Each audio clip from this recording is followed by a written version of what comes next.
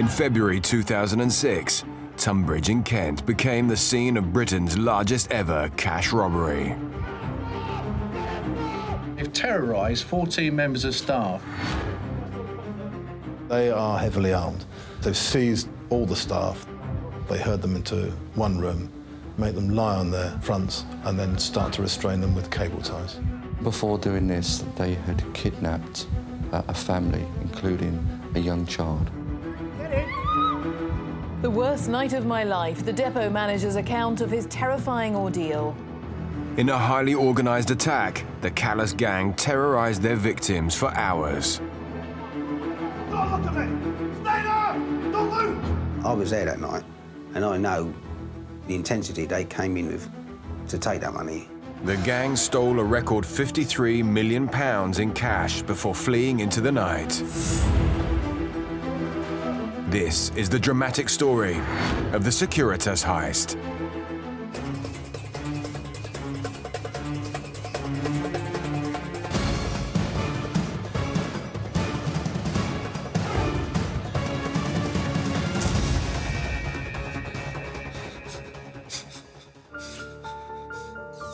The 21st of February 2006, the Securitas depot in Tunbridge, Kent. Staff were partway through the evening shift, sorting money.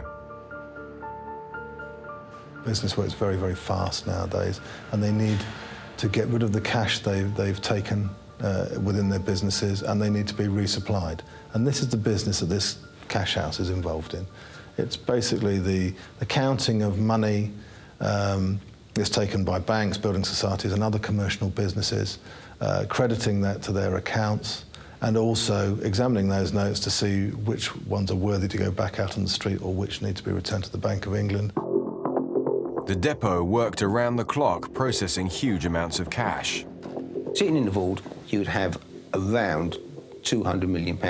It came in from large organisations that took large amounts of money. Shift manager Alan Thomas and his night team were sorting through the piles of cash, little knowing that the next hour would change their lives. It was a perfectly normal night. Main job at night was to process the notes and then bag it up. Things changed about 1 o'clock in the morning. I was at my desk. That's when I saw Colin from where the main entrance was walking down with what I thought were policemen. Seeing a police officer, they were duped into believing that there was a problem. Seeing their manager, who was standing there, they didn't know what had happened. It was very unusual for Alan's boss, Colin, to come back to the depot so late. I'd never seen Colin in at that time of night before. He just came in, he looked at me and said, "I'm sorry, Alan." And I thought, what's he sorry for? Alan's confusion quickly turned to terror. But then one of the guys who were with him, who I thought were policemen, pointed a gun in my face and started screaming at me to get down, get down. Don't look up. And I knew it wasn't a normal night. Don't look at my face and stay where you are. They got cable ties out and started tightening our hands together, and they tightened them pretty tight. Only when you're lying down and they've tied you up and you've got time to think and you realise what's happening. He's standing there, you know, waving a gun at you, and you can't do anything about it. You start thinking, am I going to go home tonight? The situation worsened as, unbeknownst to Alan, the rest of the gang entered the depot, holding the night team at gunpoint. So they've seized all the staff, they herd them into one room, make them lie on their fronts, and then start to restrain them with cable ties. And some of these people are bound quite tightly. Put yourself in that position, you are bound, you are in a place that has a lot of money in it, you know what's in that, you have these people committing what is believed to be the impossible. They were terrified. Within seconds, the gang of 7 had entered the allegedly impenetrable depot. The building was protected by high steel fences, security cameras, airlock doors and alarms. But the thieves had overcome all these. Now the staff feared for their lives. The gang had walked through the front door, pounced on staff sorting money in the deposit processing room, and dragged everyone to an area next to the vault. And these thugs clearly meant business. They've got a Scorpion machine pistol, an AK-47 assault rifle, Remington pump-action shotgun, and at least one handgun. Added to that, they've got ballistic vests on, which tends to suggest they were prepared, maybe to experience a shootout. Otherwise, why wear a ballistic vest? Held against their will, the staff had no choice but to comply. And when they got everybody gathered, then they started asking who's got the keys to the vault. The armed robbers had a specific plan. Although millions of pounds were counted outside the vault, this wasn't their target. They'd come for something much bigger. Adjacent to the customer deposit room where the cash was sorted was the depot's high-security vault. No one person could open it. Everybody only had one type of key, and you needed a top key holder and a bottom key holder to open it. When they were locked, like over the weekend and so forth, they were all on time locks.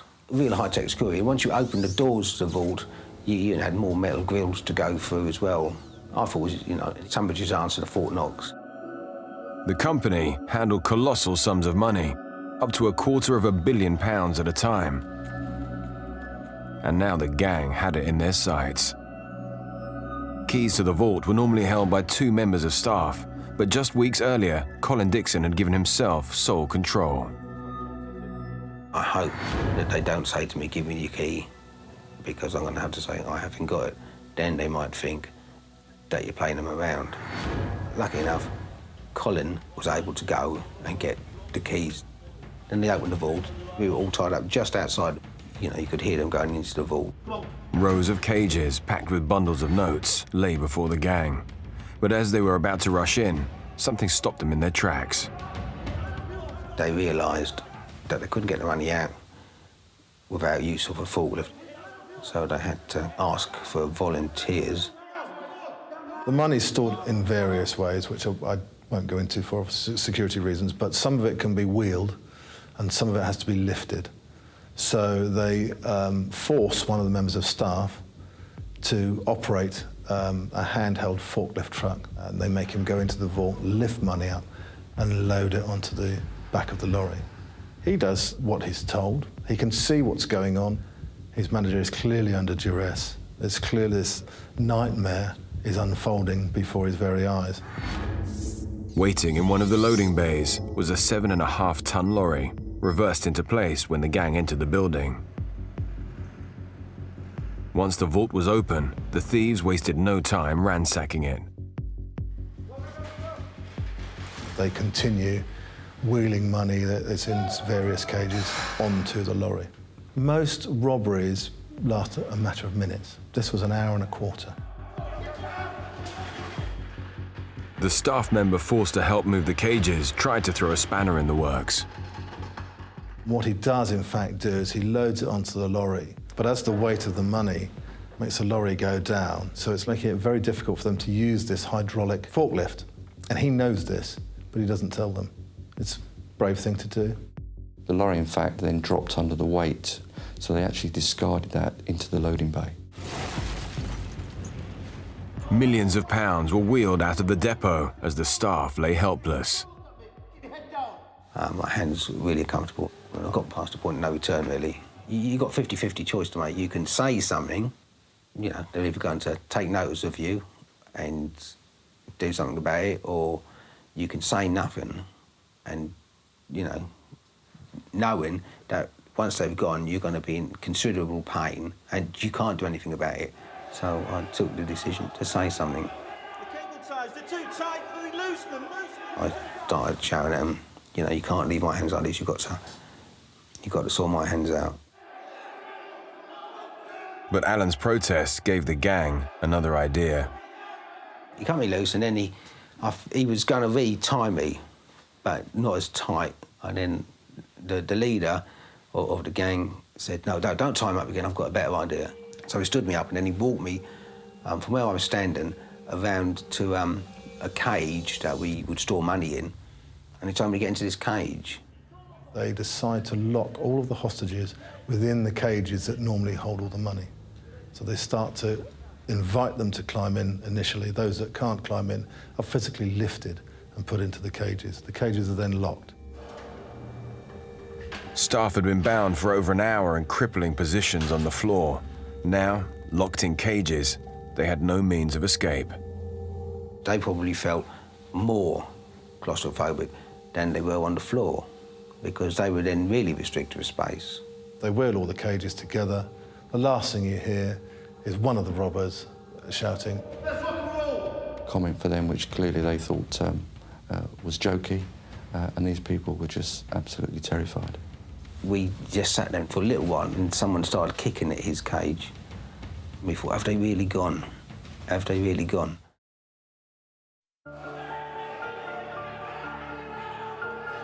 In 2006, a vicious armed gang infiltrated a security depot in Kent that held over £200 million in cash.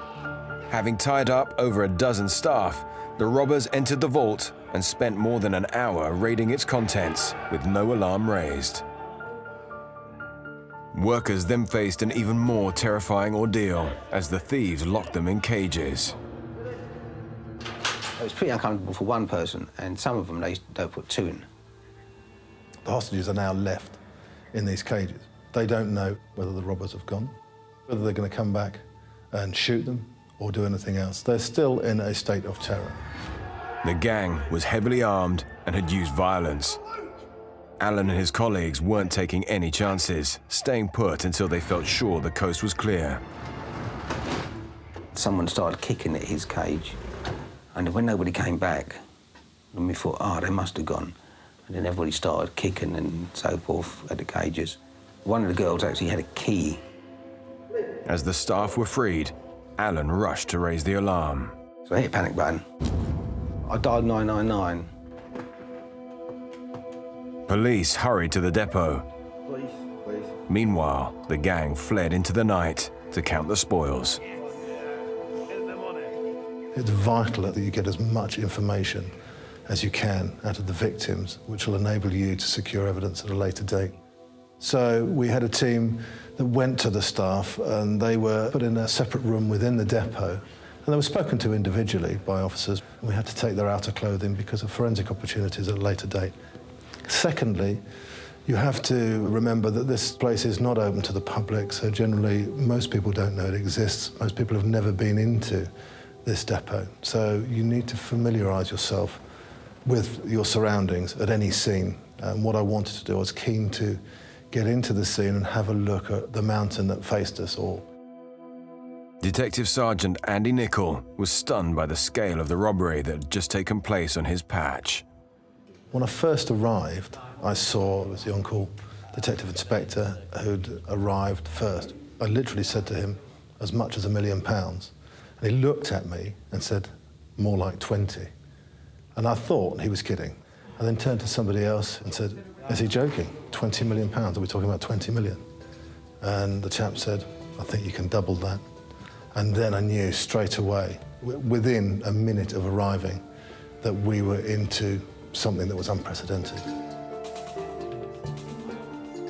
The police were faced with a heist already tipping the scale at over £40 million.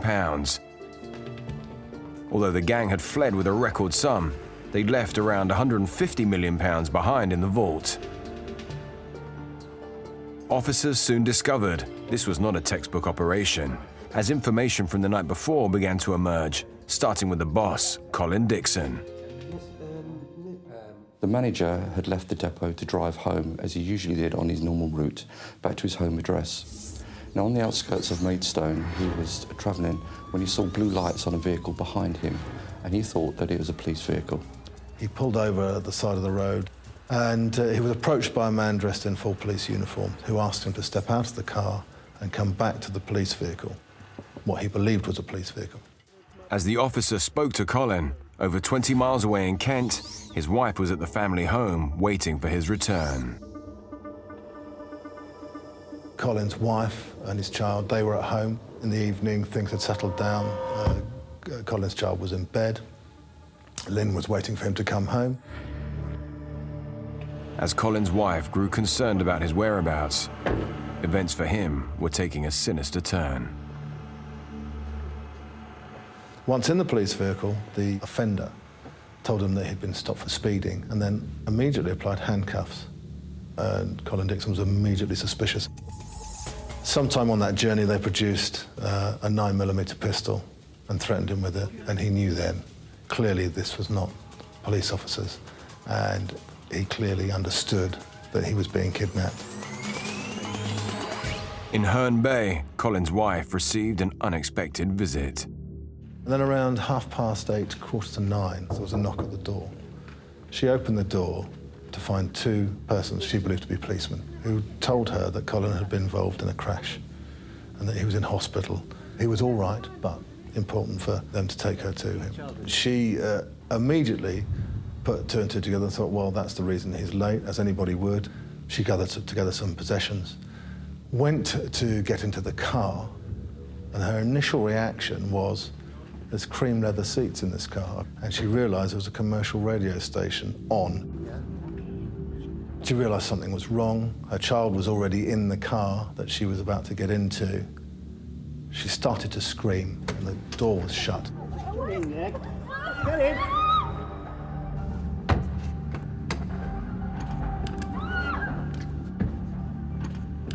For both Lynn and Colin, things were about to get much worse.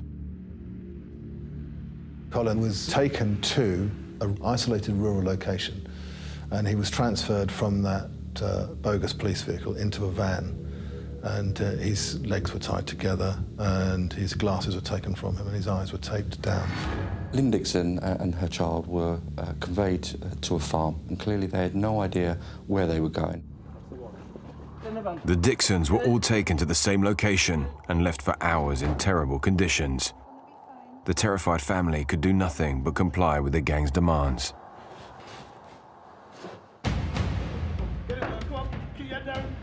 It was a freezing cold night. It had been snowing. Colin's eyes were untaped. He was given back his glasses and told to look straight ahead and not around him. But he was clearly aware of men in balaclavas and other disguises around him, and he could clearly see firearms, what he described as machine guns and pistols. And he was interrogated about his place of work, where the alarms were. What he didn't know at that time was that his wife and child had been kidnapped as well. And at some point during that evening, they were brought to him. The persons responsible for this crime threatened to kill his wife and child.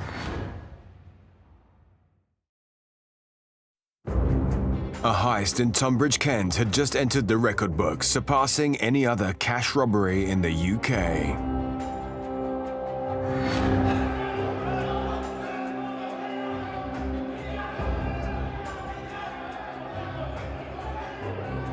In 75 minutes, 7 thieves had ransacked a Securitas depot, fleeing with over 5 tons of cash in excess of £50 million. Officers soon discovered that the depot manager, Colin Dixon, his wife and young child had been kidnapped at gunpoint prior to the raid and forced to reveal confidential information. How much is in there? Most people put themselves in that situation. Would you comply? How many doors are there? Of course you would. You need a key to get in there. Then you come into the first office. Then there's a single door there. When Colin had told the gang what they needed, they drove him to the depot. With his eyes taped and hands bound, he had no idea what was happening to his wife and child. At 1:27, the Volvo pulls up outside of the depot. Just prior to this, the robbers had given Colin Dixon his glasses back, and they unbound his hands. To all intents and purposes, when they arrive at the depot, he's not bound in any way. He's looking normal. The staff, having seen Colin there and with the police officer, obviously realising something is wrong. They were duped into believing that there was a problem. They went into the control room, and it was at that point that the police officer then produced a firearm. And immediately the person in the control room was subdued. At that stage, Colin was made to open the gates to allow the rest of the gang of robbers into the premises. The thieves then set to work stealing 17 cages full of 10, 20 and 50-pound notes and loading 3 shopping trolleys full of cash. As the police studied the evidence further, they made another startling discovery. As you watch the CCTV, you suddenly become aware of somebody else on the back of the lorry. And as they're filling up, you can see Lynn Dixon and her child come into view, but they kept on the lorry while they load it. Once they'd loaded the money, Lynn Dixon was forcibly lifted into one of the cages, along with her child. Despite the trauma, the young child managed a remarkable act of bravery. One of the cages containing Mrs. Dixon and her child is damaged. They managed to get her child out of the cage, and the child then assists another member of staff who has hidden keys on her to open the cages and free everybody.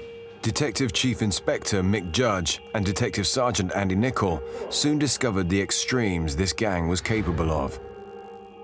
They were looking for ruthless kidnappers who wouldn't think twice about using violence. They began searching for clues at the depot and hunting for their first lead. They didn't have to wait long before a tip-off sparked their first line of inquiry. What actually did come in very, very quickly was some information that a lady called Michelle Hogg had been involved in helping disguise some people. The police believed the gang had used sophisticated makeup to disguise themselves during both kidnappings. We knew that 3 men in total, posing as police officers, had been involved, and we knew that they hadn't attempted to cover their faces. But we also guessed that there must have been some way that they'd altered their appearance. We didn't know what prosthetics were, what they did, and how they were used. But in effect, it's a way of altering your appearance. It is not a complete mask, but it's a way you can alter skin colour, hair, nose, facial features, ethnicity. We went to Michelle Hogg's house and we arrested her and took her into custody and commenced a search of her flat. Whilst doing that, we recovered various bits and pieces. We sealed her wheelie bin and took it with us. At the bottom of that was a black bin liner, and inside was a veritable Aladdin's cave to a detective. It had latex in it, it had hair in it, it had dyes in it, it had all sorts of theatrical makeup, which tend to suggest that we were on the right track. As the contents of Michelle Hogg's bin were forensically examined, another breakthrough confirmed to Andy Nichol that they were closing in on the gang. We have a report of an abandoned parcel force van at a pub very close to the A249, very close to where Colin Dixon was kidnapped. Within that, we found cardboard boxes, plastic wrappers, and paper towels. As these items were sent to forensics, more information came in. But at the same time, we also recovered 2 burnt-out vehicles. These 2 vehicles are together. One of them's a Volvo, one of them's a Vectra. In the boot of the Volvo, which isn't burnt, we recover Colin Dixon's briefcase. Within 72 hours of the robbery, Judge and Nichol already had a huge amount of evidence to go on. But more was yet to come. We found the red LDV van and the Vauxhall Vectra had both been purchased using a false name, but had been registered to an address that had links to Stuart Royal. So we have a pointer towards our first suspect. Royal was a second-hand car dealer from Maidstone. Previously unknown to Kent police, he was now closely linked to the biggest cash robbery in Britain. As officers were drawing in, they got another breakthrough. On Friday, a white Ford Transit van was found in the car park of the Ashford International Hotel. That vehicle was found to contain around £1.3 million, a Scorpion machine pistol, and a balaclava. We could be sure that the money found had come from the depot. There were markings on the wrappers which clearly showed that it had come from there. We made inquiries in relation to the ownership of that van, and that led us to Lee Rusher. Rusher was from the Tunbridge area and already known to the police. Officers discovered he knew Stuart Royal and a third suspect they were interested in, Albanian Jetmir Butchpapa. He'd worked with Rusher in the past and was also familiar to the police. He had no history of armed robbery. As detectives closed in on the gang, more vital evidence came through. We have a report from a member of the public that there's some cages have been dumped at a place called Frinningham Farm, and very close to the scene of the kidnapping of Colin Dixon. These are the cages that contained the money. They had property of the Bank of England actually on the cages, so it's a bit of a giveaway. Where they're actually dumped at Frinningham Farm is an area that is used to store vehicles. The person storing these vehicles and had links to Stuart Royal. Further clues were unearthed at the farm. During the search, we found £30,000 in the boot of a car, and that money from the labels on it had clearly come from the depot. A forensic search of that vehicle discovered a Red Bull can. The drinks can was sent for DNA tests. Back at HQ, just 3 days into their inquiry, Kent police were getting very close to the culprits. By the Friday, we really were looking at 4 key suspects. We had the names Lee Rusher, Jetmir Butchpapa. We were linked to Stuart Royal, and we also had the name Lee Murray. Murray was a world-class kickboxer from southeast London. He wasn't known to Kent police. With the evidence mounting only days into the inquiry, detectives decided to visit some of their suspects. The following morning, armed officers executed warrants at Lee Rusher's house and Jetmir Butchpapa's houses. Neither of the men were there. It became clearly apparent there was significant evidence within Lee Rusher's home address. We found in their receipts for prosthetic makeup. We found police stickers, which is something you would stick on the side of a car to make it look like a police car. We also found a piece of paper with a reference on it, and it was the grid of the Ordnance Survey which covered the Securitas depot. In his main bedroom, we found a sketch plan of the inside of the Securitas depot. They're in this room here. Be quiet! Damning evidence. The suspects were nowhere to be seen, but they'd left behind a trail of evidence. Although they weren't at home to be questioned, it wasn't long before the police tracked them down. On Sunday the 26th, it was decided to arrest Stuart Royal. Stuart Royal. On the floor! He was located and taken out by armed officers and taken into custody. On the Monday, we managed to locate Lee Rusher and Jetmir Butchpapa in South London, and then they were arrested and brought back to Kent on suspicion of the robbery and the kidnapping. As the 3 men were grilled, forensic results came back on the contents of Michelle Hogg's bin. The latex was separated and it was examined, and so was some of the false hair that was in there and the other makeup parts. These are vital pieces of evidence. As we start to examine these, we get DNA hits. Those DNA hits belong to Lee Rusher. Tests on the drinks can found at the farm also pointed to Rusher. From that Red Bull can, we've got a DNA profile of Lee Rusher. Forensic results were helping piece together this complex investigation. Examination of the 2 vehicles found burning reveal that the Vectra has blue lights fitted and a siren fitted. This is our bogus police car. We know this. It also reveals that it's got some bullets in it, which are of a certain type of ammunition were used in Scorpion machine pistols. After examining the contents retrieved from the red van, detectives uncovered more damning evidence. The boxes turned out to be the boxes that held holdalls. These holdalls were subsequently discovered to contain all the money that we discovered later on. The plastic that was found in the back turned out to be the plastic that was the shrink wrapping from the holdalls when they were inside the boxes. The paper towel, on that we found the shoe print of the Dixon's child. The suspect linked to the van, Stuart Royal, was already in custody. with some serious questions to answer. Masses of evidence was being uncovered, but so far, more than £50 million was still missing. This changed when another tip-off led them to a location over 30 miles away. We execute a warrant in Welling, South London, at a premises called ENR Cars. And in the corner of the compound is a container, like a lorry container. And having opened the doors, in there we discover £9,655,000, all in bags, Eagle and Monarch holdalls. Significance of those is they come shrink-wrapped in plastic bags and boxes that were found in the back of the red LDV parcel force van. All the money is still in Securitas wrappers, so it's easy to identify. Next to the doors of this is a boat called the Shaky Jakey, and there's also a white van. These are linked to a man called Roger Coots.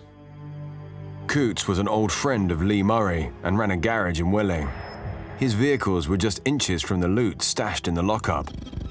But it was another crucial piece of evidence that was about to plant him firmly at the scene of the crime.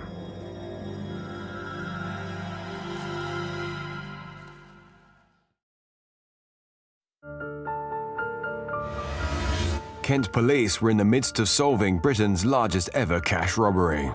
This is organised crime at its top level. This is planned and executed with military precision. Over £53 million had been stolen from a high-security cash depot. Within 5 days, officers had received intelligence leading them to vital evidence and key suspects. They'd arrested several men and discovered a wealth of incriminating clues. Now, one of their most wanted, Roger Coots, was linked to some of the most indisputable evidence so far. It was his DNA we recovered from the cable ties used to bind all of the victims within the depot, a damning piece of evidence which he could never explain. Coots was also an old friend of another suspect the police were keen to speak to, Paul Allen. Paul Allen came from the South London area, although at the time was living in Chatham, Kent. He was involved in the cage fighting scene. He worked out with Lee Murray and really can be described as best of friends. The police were still trying to locate Murray to help them with their inquiries. Coots and Allen were now prime suspects. Whilst the hunt continued, forensics uncovered more damning evidence. When the cages were found at Frinningham Farm, CSIs located a piece of polythene. Forensic examination of that revealed that that polythene had Paul Allen's fingerprints on it. Further forensic examination told us that it was from the same batch of plastic that had been used to wrap the Eagle and the Monarch holdalls, which had contained the money when it was recovered. The next thing we find is we find his DNA on a cigarette butt at Michelle Hogg's house, another link in the conspiratorial chain. Within days of the heist, Kent police had recovered over £10 million and had 4 suspects in custody, with another 3 in their sights. The gang had made a catalogue of errors, and yet another of their blunders led detectives to more of the missing millions. And reported to the police that he'd been to a lock-up garage that he owned and rented out and had discovered bags in there. When we went to look at it, it was another £8.5 million of the haul, less than 3 miles from the depot had been stolen. Basically, it had been rented by a relative of Lee Rusher, and the rent hadn't been paid. The landlord went and opened it and found same holders that had been found in the LDV van, and they contained money still in Securitas wrappers. Over £20 million of stolen money had been recovered, but a further £30 million was still missing. As the investigation continued, detectives were also trying to work out how the gang had so much information on the depot. It was very clear from the start of this inquiry that the robbers had information about the workings of the depot. And so we thought there must be somebody working on the inside. Kent police worked tirelessly to find any weak points in the depot's workforce. They could only come up with one name: Emir Husseini. Husseini was a close associate of one of the suspects, Jetmir Butchpapa. He'd only been employed at the security firm for a few months. On one particular occasion, the 16th of January, he turned up at the depot 20 minutes early. He came in, and instead of going straight to the locker room, he went upstairs to the restrooms. He comes out, he walks down the corridor, and does what has been described as a pirouette. And he actually turns 360 degrees all the way around. A bizarre thing to do. By now, he's got his coat off, and you can see quite clearly he's got his shirt tucked really firmly inside his trousers, and there's a belt on his jeans. His actions are very robotic. He walks past the vault. He goes to the loading bay doors, and stands right in front of them. He goes to the airlocks where the money normally comes into the depot and stands right in front of them. And on one or two occasions, he actually looks down at his belt, and it's blatantly apparent that he's filming. He was remanded in custody, and we looked at him further with regards to telephones, and we found significant contact between him and Butchpapa using phones. The phone records and security footage helped nail Husseini. The gang had preyed on his weakness to acquire inside information. Now their plot had been blown apart as officers unraveled their movements in the run-up to the heist. The gang meet. Husseini must hand over what he's got from the footage. Husseini returns to the depot at 8 o'clock, as he normally would, having had his hour's lunch. His shirt is completely untucked and covering his jeans and the belt. Can't see anything. Much more relaxed, no more chin touching, no more looking at his belt. Carries on, goes about his daily business. The other conspirators then move from Tunbridge Wells towards Maidstone. All of this gang, on the 16th of January, around 8 o'clock in the evening to 10 o'clock, start to converge the home of Stuart Royal. For these 2 hours following their arrival, the phones do not contact anybody. Not just each other, they don't contact anybody. What are they doing? We don't actually know what they were doing, but we can surely guess they were looking at the footage of the depot. As well as secretly filming inside the depot, evidence seized at the house of Lee Rusher showed the gang had filmed at another location. An MP4 player we found in Lee Rusher's house had footage on it. It was clearly a reconnaissance of the Dixons' home address. A female walks up and knocks on the Dixons' door, trying to get Mrs. Dixon to come to the door, but she doesn't.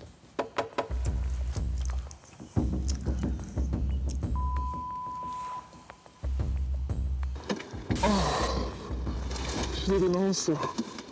3 times I knocked on the window as well. Don't do too much because we want to be suspicious. Sorry. The persons doing that reconnaissance were sat in a VW motor car. The VW motor car had a distinct split in the windscreen, and it had a satellite navigation system on it.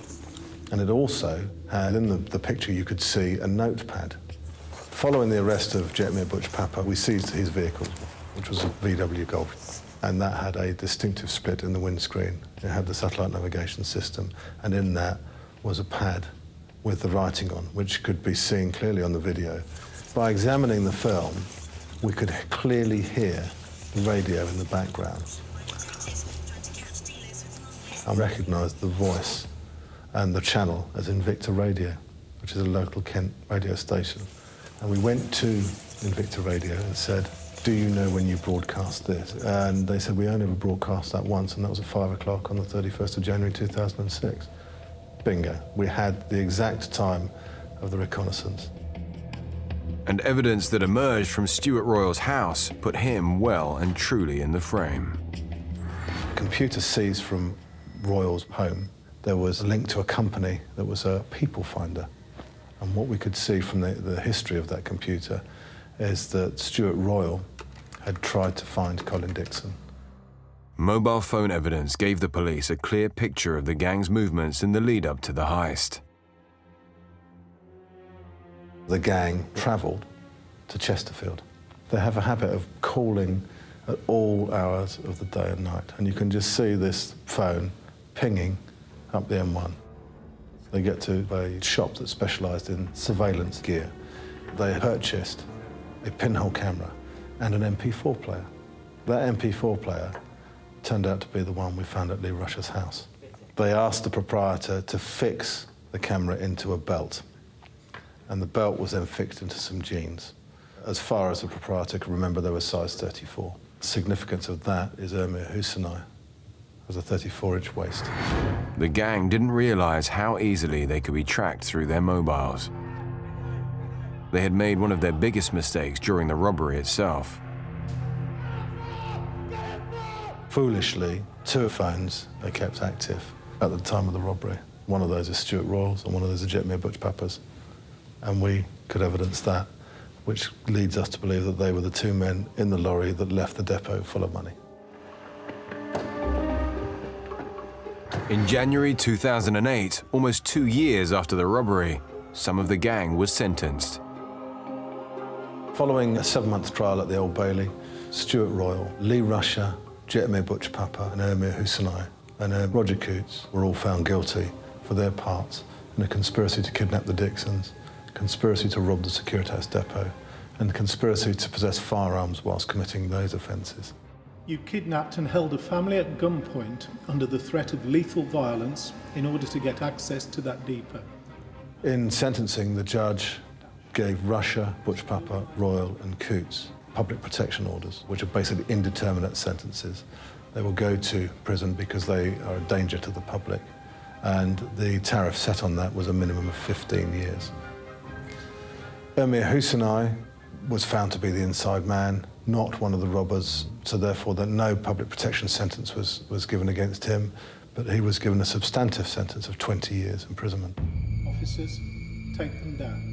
Following the service of that sentence, he will be deported to Albania. In a dramatic move during the trial, the force's first suspect, Michelle Hogg, turned from a defendant into a witness. She offered to put names to the kidnappers, names to the robbers. She would name who had been made up by her. And I think it was probably unprecedented in British criminal history, but she walked from the dock across to the witness box and named those people at risk to herself. It was a great success for Kent police, who'd captured most of the culprits and recovered nearly £23 million.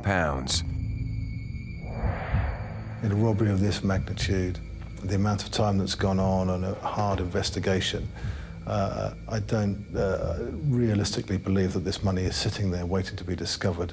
I believe it's gone back into the system. I believe that it may be used for other criminality. But we are determined that we will pursue this. Paul Allen and Lee Murray had fled to Morocco days after the robbery. Murray successfully claimed dual citizenship and couldn't be extradited back to the UK. He was later jailed in Morocco for 25 years for his part in the robbery. Paul Allen was also brought to justice.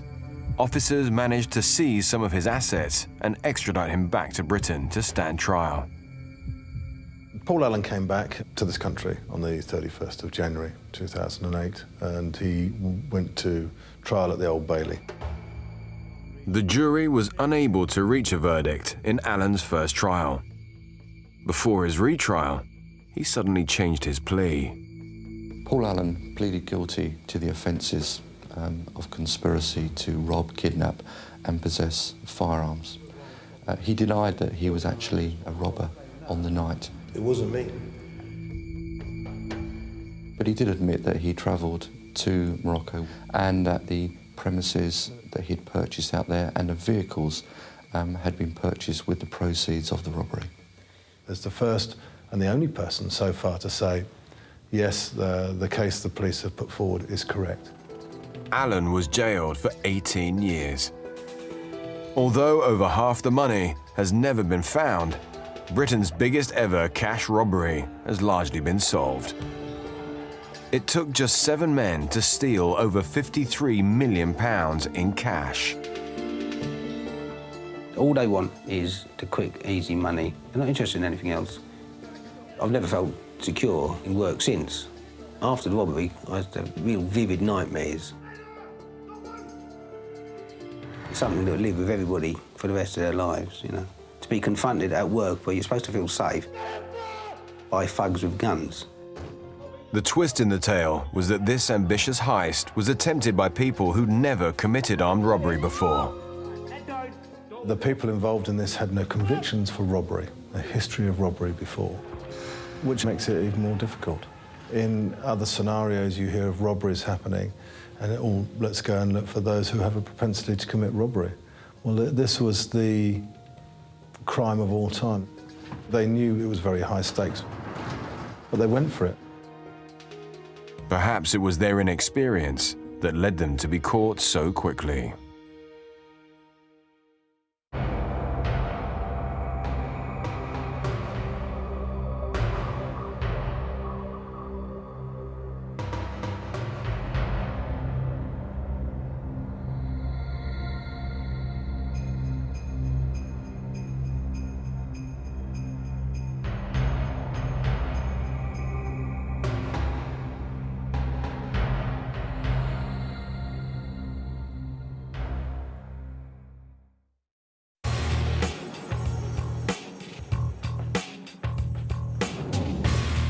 In 1987, London's affluent Knightsbridge area was the scene of an armed raid so spectacular it entered the criminal record books as one of the biggest heists of the century.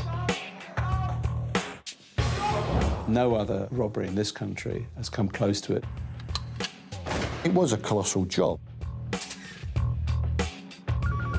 A staggering £40 million worth of valuables were stolen when a ruthless Italian robber smashed his way into hundreds of safety deposit boxes, making it Britain's biggest robbery. The Italian playboy, the Italian, he was playing around with the girls.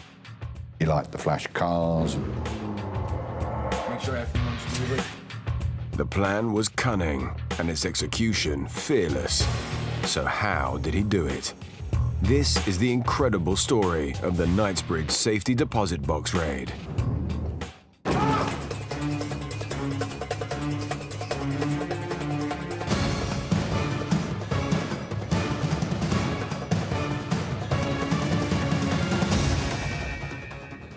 Security Deposits plc, located in one of London's wealthiest areas, was a safe haven for the very rich.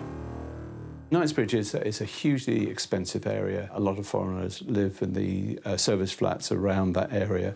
Harrods dominates the street because it's one of the most expensive department stores in the world. Lots of foreign tourists. Always a very busy area. Expensive cafes, nice restaurants, very fashionable streets. There could be an awful lot of money, jewellery, stocks and shares, all sorts of things deposited there. So if you lived in the area and you had a safe deposit box, that's the sort of place you would go to keep your valuables. The best in Britain. That's how the owners described the Knightsbridge Safe Deposit Centre when the doors were opened for the first time just 4 years. Located in a district where the fabulously wealthy lived, worked and played, Security Deposits had customers on its doorstep and from around the world. They came to store their treasures in one of the 4,000 boxes housed in a solid vault at its centre. You go into the front entrance and there you have a reception, the manager and his staff, and you want a box, you give details. People were keeping monies for whatever reason, documents for whatever reasons, jewellery for whatever reasons, even drugs and firearms for whatever reasons in deposit boxes.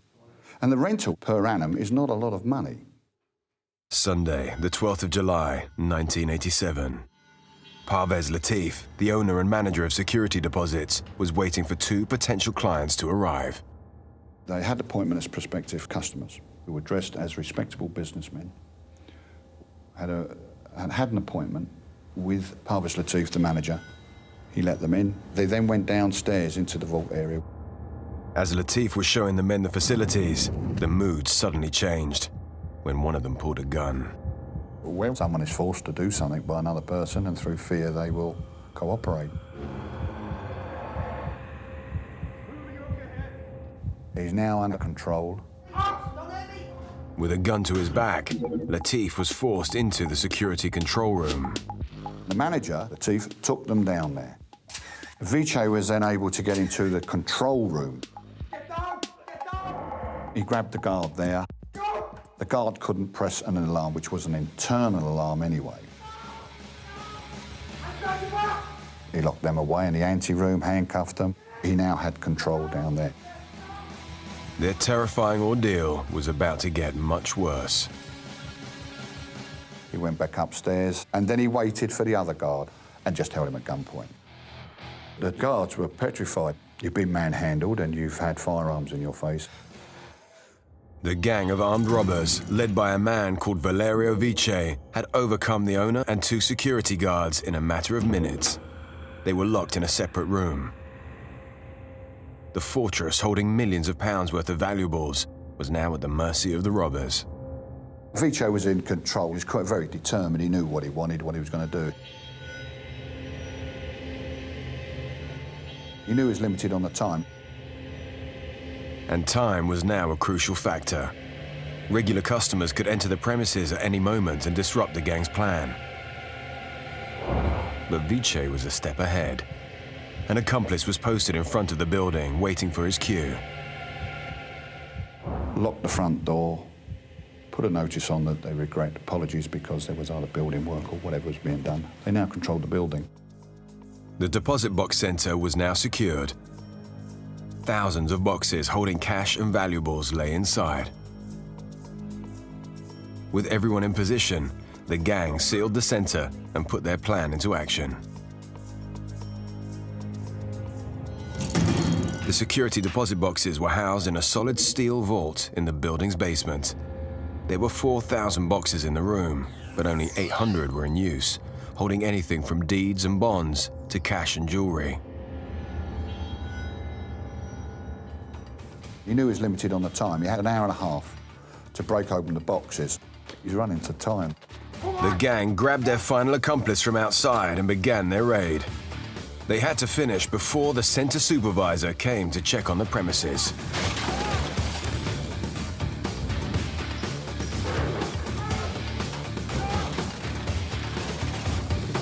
Was banging at the boxes, the other was right behind him. And then the other 2 were sweeping up. Rings and jewellery boxes. Yeah, they broke down everything they could. That's what the other 2 were there for, and sorting out. It was like a shuffling behind, and they would break up, bang, bang. Anything bulky, yeah, they'd get rid of. Although the containers were made of thick steel, box after box was smashed open. Those that were in use had different colors on the locks, so the gang knew which to target. They wasted no time nabbing the contents. They were then scooping up and putting the gear, sorting out the big boxes, so you're minimalising the packaging and just pouring in whatever you've got, jewellery, gold, Kruger Rand's notes and everything, just pouring it into the big boss bags, take them out. There could be an awful lot of money, jewellery, stocks and shares, all sorts of things deposited there. Come on! As the villains ransacked the vault, the staff were forced to sit and listen to the chaos. The thieves worked tirelessly for over an hour, bagging up everything they could get their hands on. But time was running out. The center supervisor was due any minute. He was ready to go. That's the professionalism of it. You see the films, don't you? You see the stories on the TV where they go, no, we've got to have one more, and he's trying to grab the last pound note, the last bit of jewellery, and then they drive off and he's left stranded. You know, that's just maybe film, the way films work. But no, this guy was professional. He knew, you look, bang, you do as you're told, off we go, and that's it. They must have realised that they couldn't really spend all night there. Other staff were going to turn up. People were going to want to put stuff in the safe deposits on Sunday night or on Monday morning. The robbers lugged their bags of loot out of the vault. Then they made sure the last member of staff wouldn't cause them any grief. He was ready for 5 o'clock for the guard to come in, who was going to lock the vault, and the time lock was going to be placed on. When the guard knocked on the back door to be allowed in, he then apprehended him at gunpoint as well and left.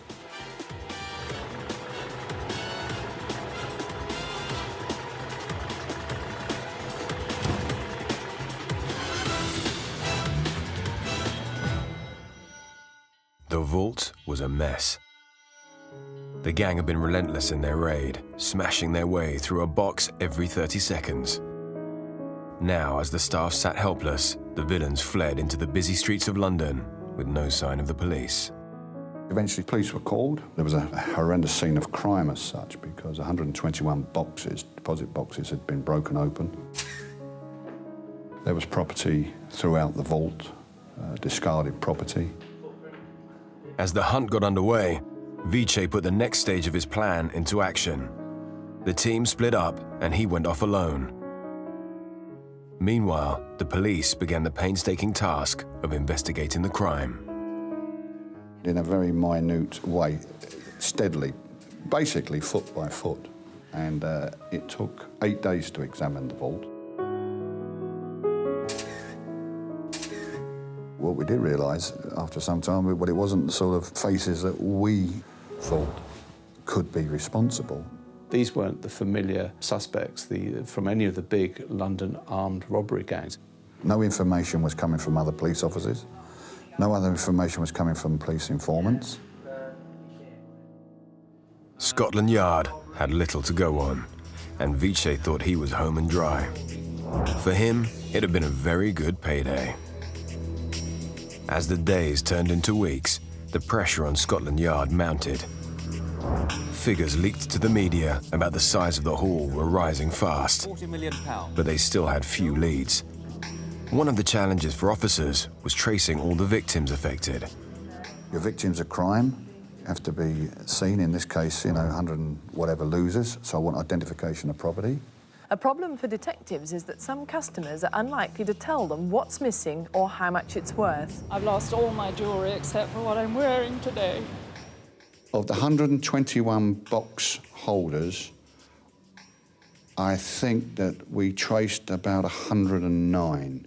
That leaves 12 box holders that you must wonder why they've not come forward. Some owners never went to the police, so nobody has any idea what was in those boxes. As the investigation continued, the scale of the robbery became apparent. It was quickly becoming Britain's largest ever heist. The rumours began to swirl about the amount of money or the amount of material that might have gone. Yesterday evening, shocked customers gathered outside the centre. Some had lost everything. The amount began to mount. Police began to talk about £5 million. More than £10 million in valuables, mate. So it just began to creep up. Once people realised what could be held in safe deposit boxes, there began a lot of speculation. The true value of the raid may never be known. As media interest in the investigation grew, Scotland Yard finally got a much-needed breakthrough. We found a fingerprint in blood. Well, that's when it breaks, doesn't it? Bang.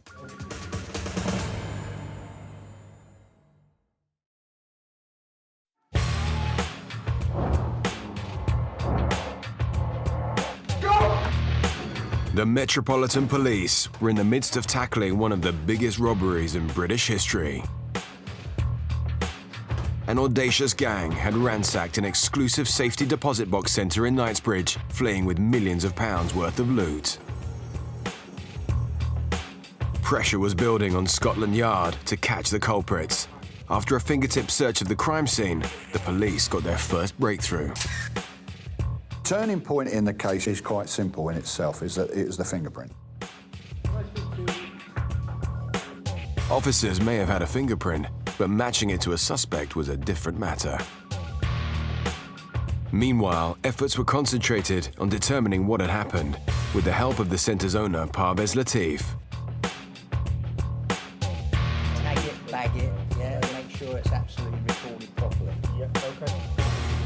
He bought the safe deposit company about a year earlier. Latif's lifestyle as such was that he was using coke, he was in love with his girlfriend Pamela Seamarks, he wanted to marry her.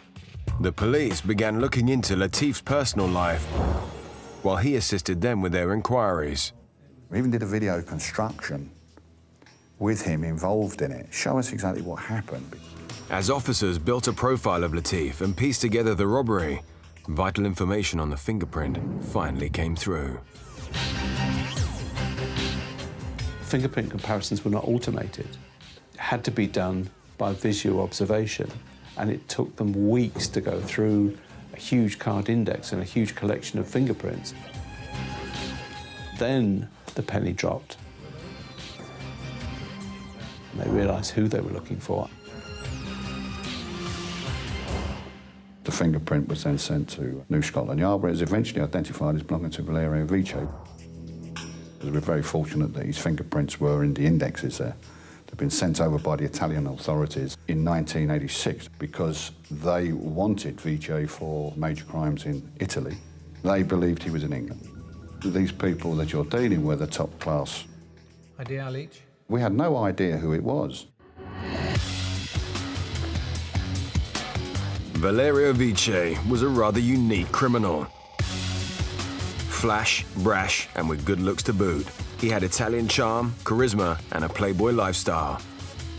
He liked beautiful women, fast cars, and money in his pocket. Lots of money. He had obviously quite a bit of money from the robberies because he lived a very good life and was quite a high roller, which means he must have made a lot of money. It wasn't just them. I mean, the money helped because he wanted a playboy lifestyle. But it wasn't his main motivation. His main motivation was he got such a kick out of it.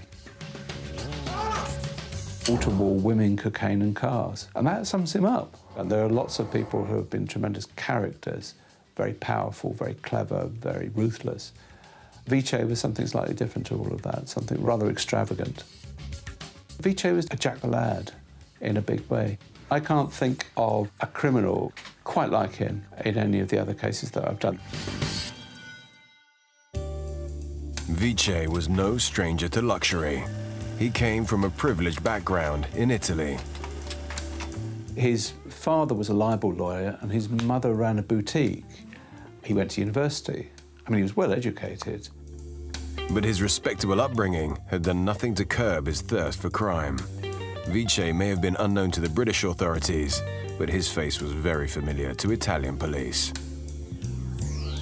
Detective Inspector Leach discovered that Valerio Viccei was an accomplished thief, wanted in his home country for over 50 robberies, all by the age of 32. They knew him very well there. And he got away with blue murder. And even when he was arrested for different offences, the system in Italy is very, I wouldn't say bizarre, but we had a job understanding it, but there's so many bail proceedings. He was just arrogant.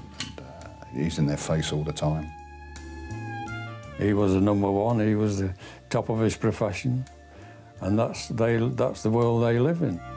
The police had a job on their hands. A ruthless Italian playboy was their number one suspect, and he was a slippery customer.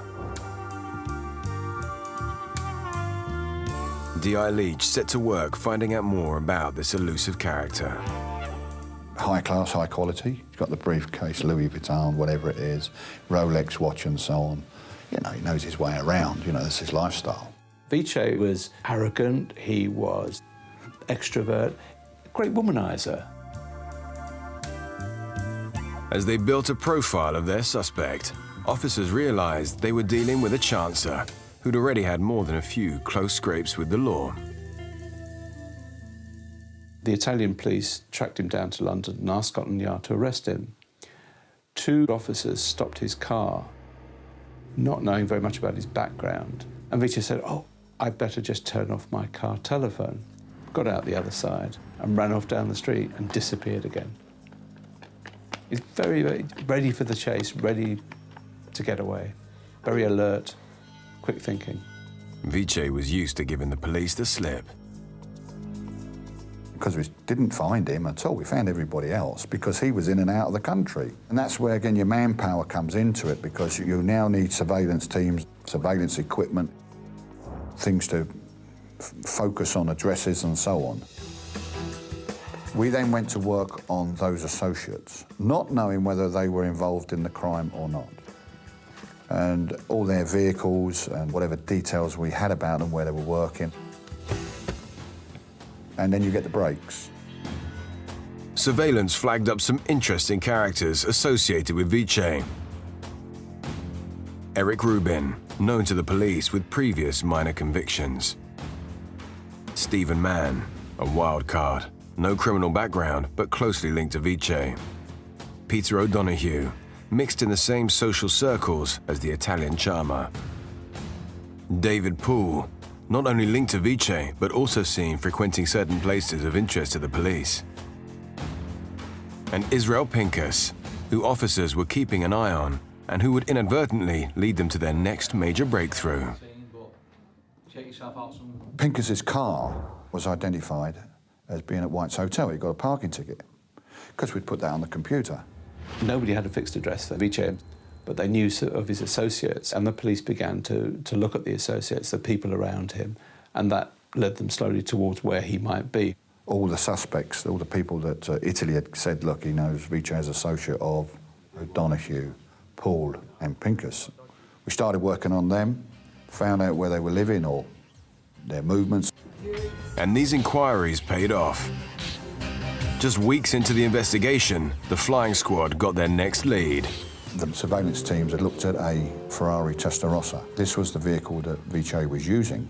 It then figured, then we seen Pincus's car, then you see the Ferrari. Then it linked it up.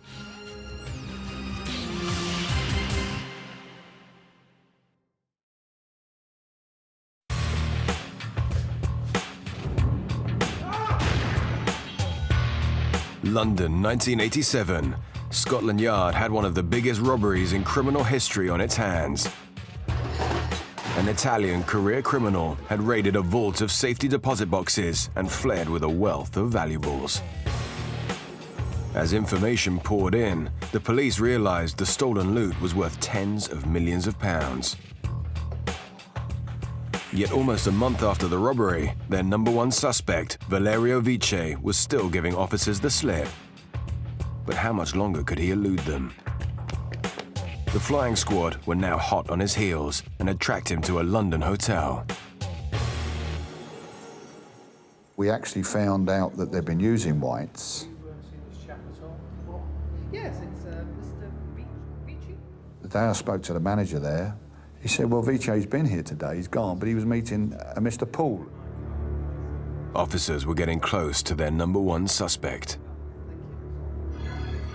By now, the value of goods stolen stood at a staggering £40 million, and Viccei was the country's #1 fugitive. All Detective Inspector Leach could do was pray he'd surface again. Then Leach got the call he'd been waiting for. I went to New Scotland Yard to put things together, and then I got a phone call again saying, oh, Viccei's just walked into White's Hotel. Hello, could I speak to DR Leach, please? I said, oh, he's just arrived, you know, so bang. As soon as I can, thank you. It was the turning point officers needed. We knew Viccei was the man. That was the first time we'd actually had a sighting of him. He'd been staying at a hotel in West London, I think it was White's, and they began to watch that, and there he was with his big Ferrari, which he was about to export. But just as Viccei came within touching distance, he vanished again, speeding off through the capital in his sports car. Viccei was just coming out of the hotel and just got into the Ferrari and then drove off down the Bayswater Road towards Marble Arch. The police weren't about to let him slip away. They gave chase.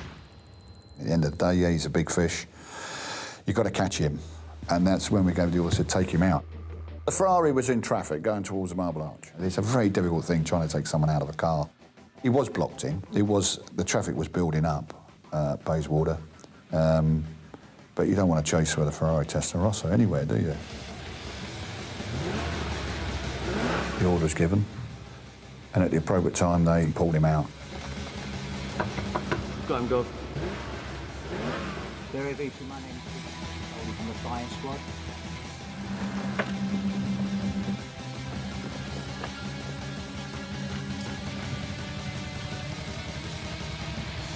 Viccei was a showman. He had 2 Ferraris, and the reason he was caught was because he was waiting to send his second and favourite Ferrari to Colombia, which is where he was going to go to. If he hadn't been so ridiculously vain and greedy, they would not have caught him. They rammed his car, which must have been a very painful moment for a man who stayed in Britain long enough to want to export this thing. It was an £84,000 Ferrari, I seem to remember. But they didn't have much choice. I mean, there's a guy who they knew was normally armed. A quick search of Viccei's precious vehicle revealed some clear signs that he had been living the life of Riley. A lot of the stuff that was in his briefcase, in the car, he had a lot of that still with him. I mean, top-class jewellery. The flying squad finally had their man, along with some incriminating evidence. Viccei's fingerprint placed him firmly at the scene of the crime, and his track record proved he was a professional thief with a string of robberies to his name. But was he prepared to talk to the police? Valerio Viccei did not implicate anyone else in the robbery. It didn't mention any names. We found him with immense amount of property and so on, and it followed. He knew what was going to happen, so he took the blame on himself. Viccei claimed to be a one-man band, but the police knew there was more to the story. The ball started rolling because then we had to then start hitting all the others because we now realised, you know, a lot of work had been done. Officers wasted no time arresting Viccei's associates.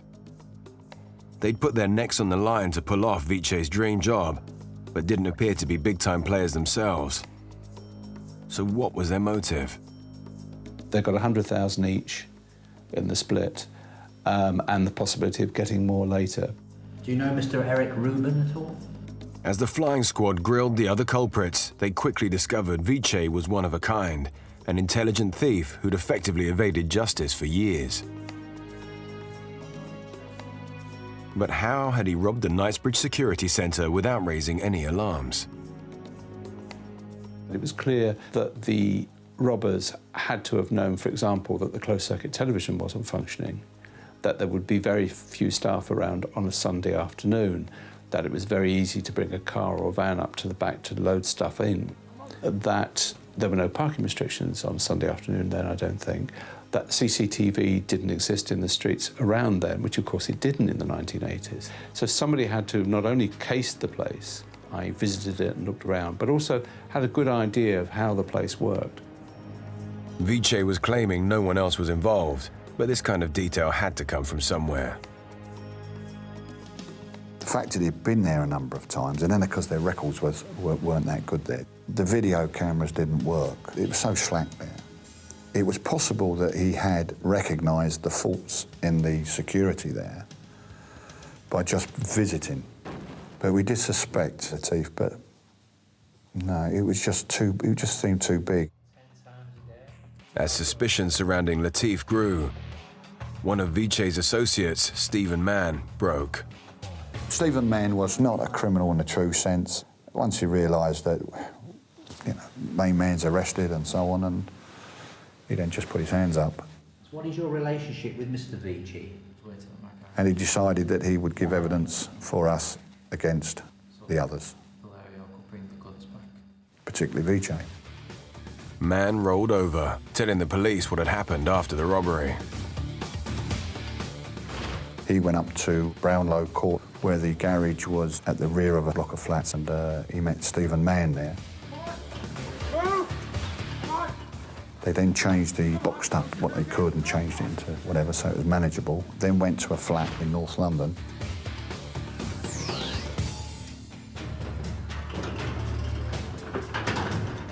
As the revelations poured in, Mann alleged that there was more than just one member of the Viccei family involved. Stephen Mann said Viccei's father was waiting for him. We didn't have any corroboration on that. We were aware that the father was in this country, yes. And I do think there was a reference to the fact that the father had been at the flat that Viccei was using.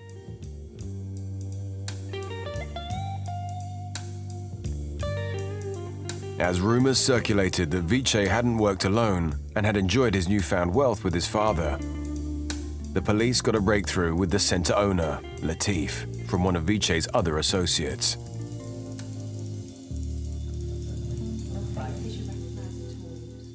We went through Pincus's stuff. We found telephone bills from Israel to the centre. Before his arrest, Viccei had eluded the police and fled to Israel. But why would he have been calling the security centre? That's when we realised that Latif was involved.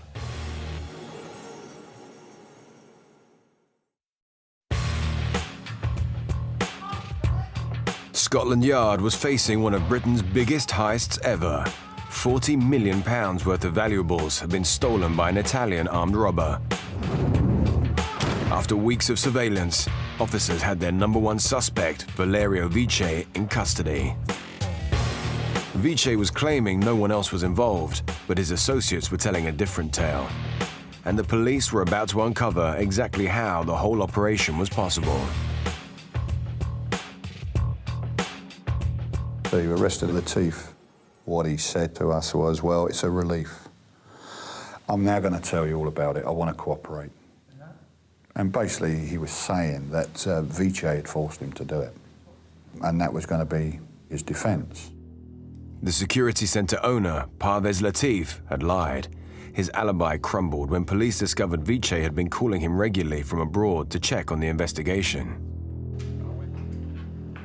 Latif was a very good target. He'd reduced the cost of the premiums for customers and still couldn't get any business. At the time of the robbery, I think they had 800 boxes in use out of 4,000. Latif was getting desperate. He'd already lost £500,000. Although he came from a wealthy Pakistani family, he lived quite a flash life, which he had to sustain.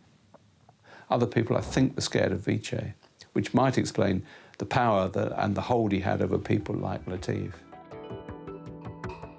The business was not being run properly as such. It was going down the pan. He owed money. Viccei had promised him 1/3 of the proceeds. To make matters worse, Latif was about to find out that it wasn't only his business Viccei had stolen. Viccei had an affair with Latif's girlfriend. That was all to do with his ego and a bit on the side as such. He could do it. He could prove that I could take her away from Latif. It was as easy as that.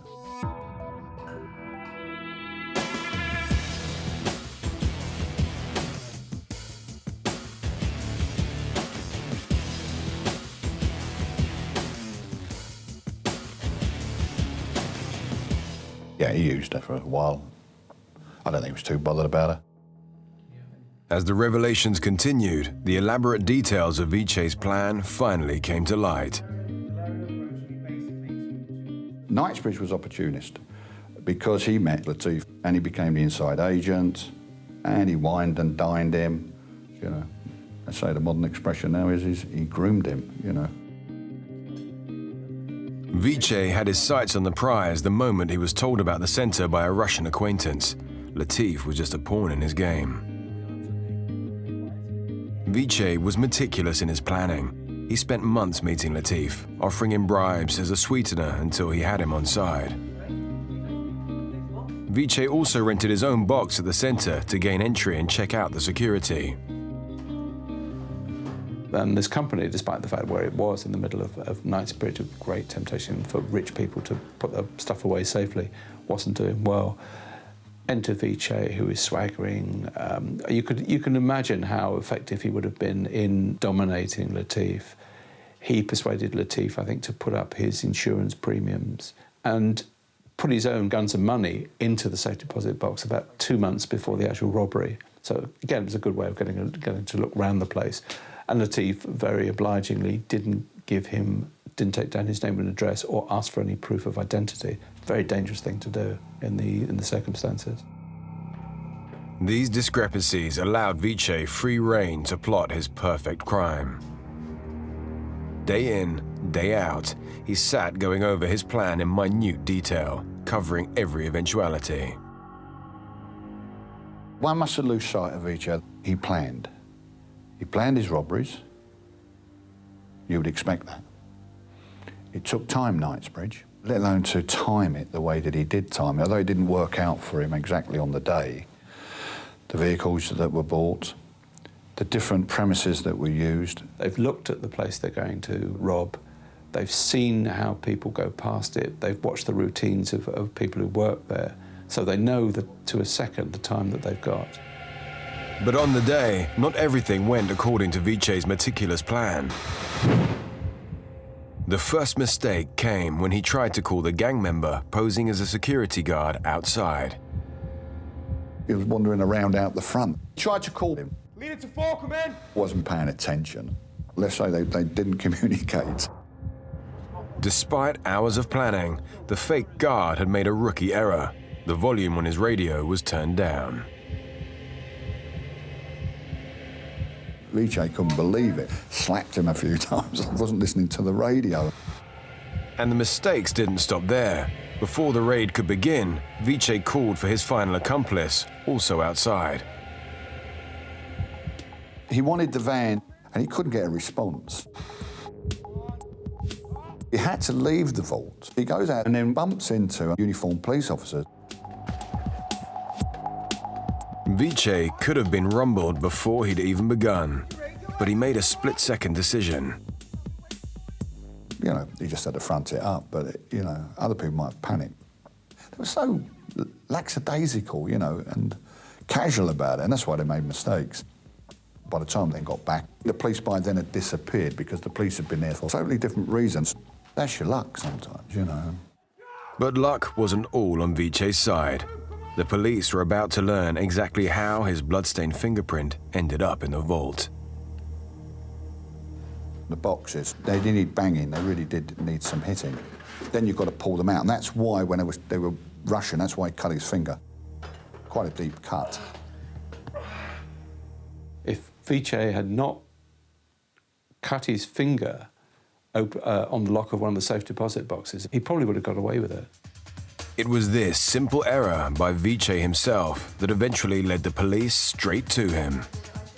Officers also discovered how the gang had managed to smash open the steel security boxes. You're presented with a box. If you haven't got a key, you've got to force it open. It's as easy as that. And he made a tool. They had to hit the lock in a certain way to break it in one. I mean, if you're spending, like, you know, 5 minutes breaking one box, another 5 minutes, another.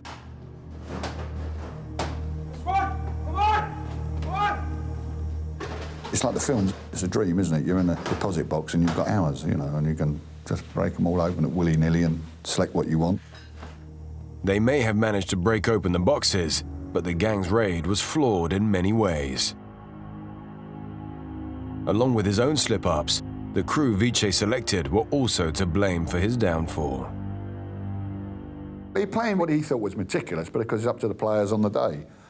And he knew that they were a liability, maybe. If they'd had their radios tuned in and they just were half awake, then he wouldn't have had the delays and so on. Mr. Parvez Latif.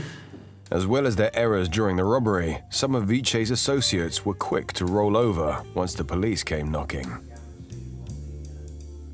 Everybody has to look after themselves. Viccei looked after himself in certain respects.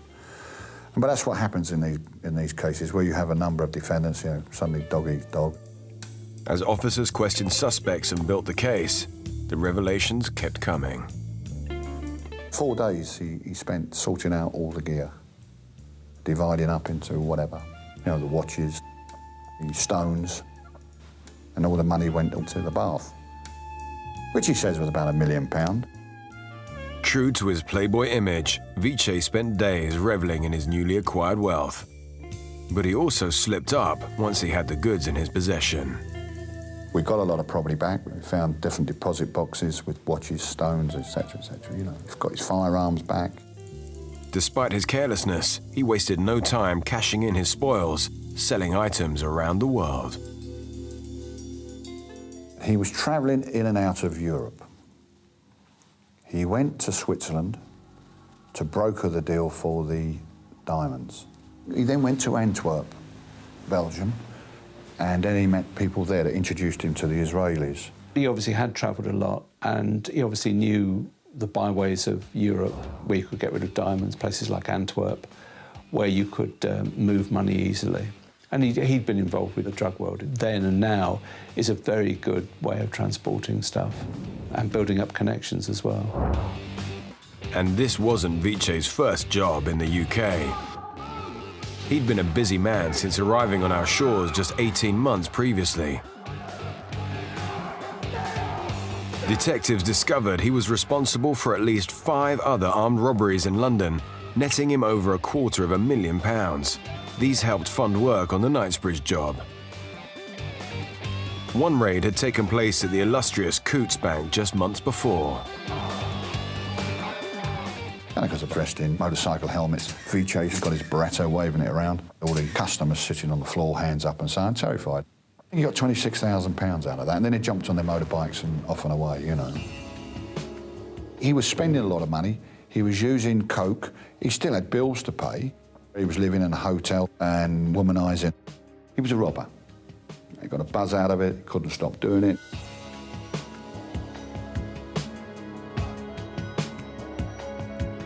The main Knightsbridge trial was long and eventful.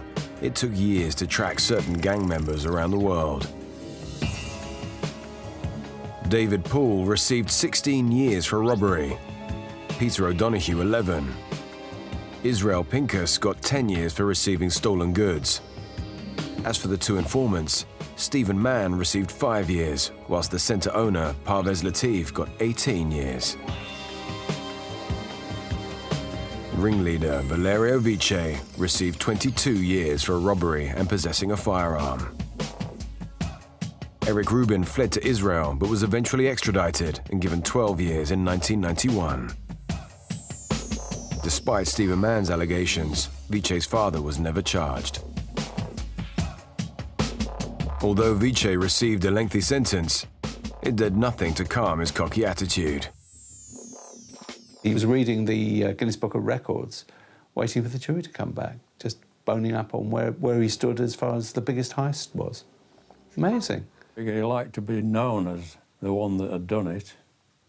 He wasn't ashamed of the fact. He was very proud of the fact that he was an Italian who'd come across and done the biggest robbery of all time. What I think is dangerous with someone like Viccei is to glorify him, is to talk about him as a high, I use the expression highwayman, and I think it would be very dangerous to turn him into some sort of cult figure or a sort of mythical figure. He was a bank robber, or a robber certainly, an armed robber, quite good at what he did, ruthless, and he could well have killed people if he'd had to. And I think one should always bear that in mind when you see the gold chain and the big smile in the pictures. With the main culprit and his accomplices in prison, the police investigation was a success. But of the estimated £40 million worth of goods stolen, only a fraction was ever recovered. 9 people are being questioned by police in London investigating last month's raid on safe deposit boxes in Knightsbridge. They also say they found several £1 million worth of cash, silver and jewellery. We know what we recovered, about £10 million worth of property. 30 of the owners never went to the police, so nobody has any idea what was in those boxes. We also know that there was 24 to 26 kilos of scrap gold that went into Hatton Garden and was melted down. Now, that scrap gold consisted of the bangles and chains and so on that the original jewellery had been in. It was a suggestion that, in fact, Viccei and his friends had robbed other members of the underworld. So it's quite possible that the Knightsbridge safe deposit boxes also held some of the secrets of the underworld as well. As for the rest of the loot... He never did say what had happened to it. He said it was in a safe place, but that was it. He was obviously not going to divulge where it was. Despite being locked up in prison, Viccei never stopped trying to make a name for himself. He asked if he could write a book about his actual robbery. Most criminals would not write books. I mean, it's their business, it's their livelihood. You don't give away your trade secrets to the other side. Viccei couldn't care less. I said to him, well, you know, why the Knightsbridge job? And he said, well, he wanted to be known as the one who'd done the biggest robbery in history. And that was his main motivation for it. The money obviously was part of it, but his main kick in life was that he was going to be the #1 criminal in the world. After writing a book on his crimes while in prison, Viccei was eventually sent back to Italy in 1992 to serve the remainder of his sentence. 8 years later, his life of crime came to an untimely end. He was just 45 years old. And then, of course, eventually ended up in Pescara, and then he was getting parole weekend leave, and because then he couldn't leave it alone, he got involved with another couple of guys in a car in the mountains up near where he was living at the time. 2 Italian traffic policemen came up, saw the car, were suspicious and stopped them. There was an exchange of gunfire. Viccei seriously wounded one of the policemen and then walked over to kill him. And the policeman shot him back, got there first with a submachine gun and hit him 12 times. Why not just run? Why not just walk away? Why not escape? But to go over and just calmly plan to shoot him is quite cold-blooded, quite... Again, it's all part of this sort of image that he cultivated. If Viccei hadn't decided to be so cold-blooded and come over and kill the policeman, he could easily have got away and survived that. The twist for Viccei is here's the man who committed one of the world's biggest robberies, and certainly one of the biggest robberies ever committed in Britain, dies at the hands of a wounded policeman in the Italian countryside, hardly recognised or known. In fact, after he was killed, it took the police some time to work out who he was, which must have really galled him. And that was the end of him.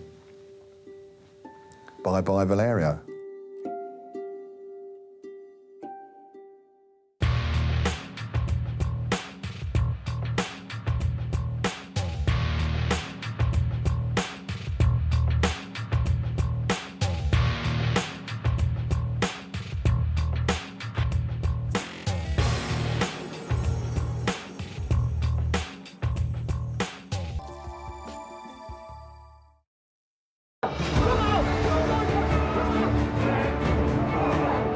The 4th of April 1983 went down in British criminal history when a gang of armed robbers raided a high-security depot in London nicknamed Fort Knox.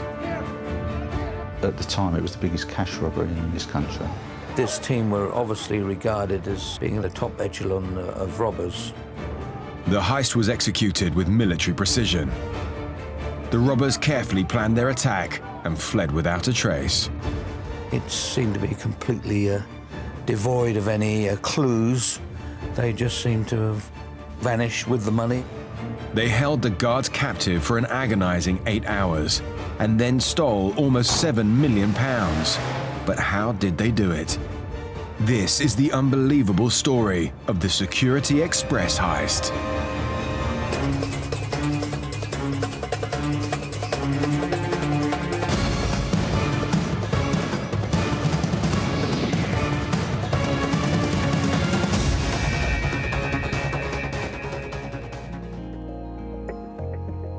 Easter Monday, April 1983. Security Supervisor Greg Council was starting his early morning shift at the Security Express depot in Shoreditch, London.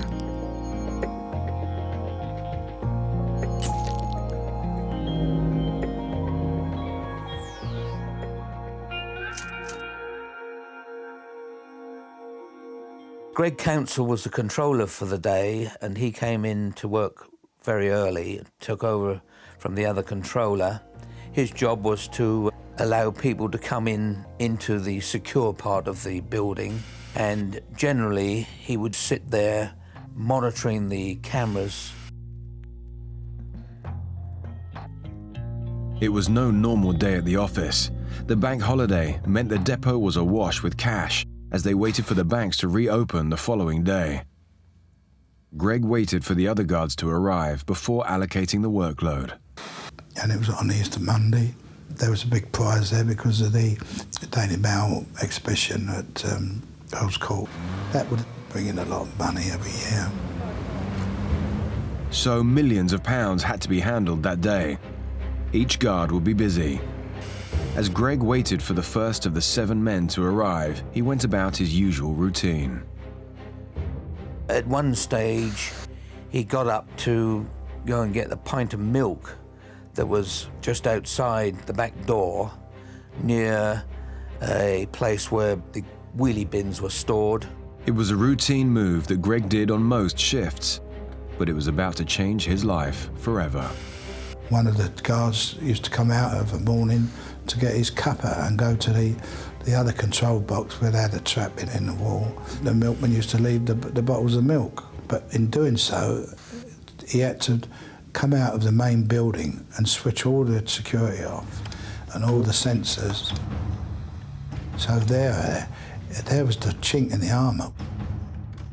He just opened the back door, stretched out to get the pint of milk, and he was then pounced on by 6 people, all balaclavaed up. Greg had no time to react. A gang of armed robbers pounced on him. He was led back into the depot at gunpoint and now feared for his life. He was then taken back to the control room, where he was held for hours. The security supervisor was ordered to sit back at his station and remain calm. He was still the only man on duty, but unbeknown to him, the armed gang had a detailed plan. He was actually put by his desk, but 2 of the robbers hid themselves underneath his desk with a shotgun aimed at his crutch piece.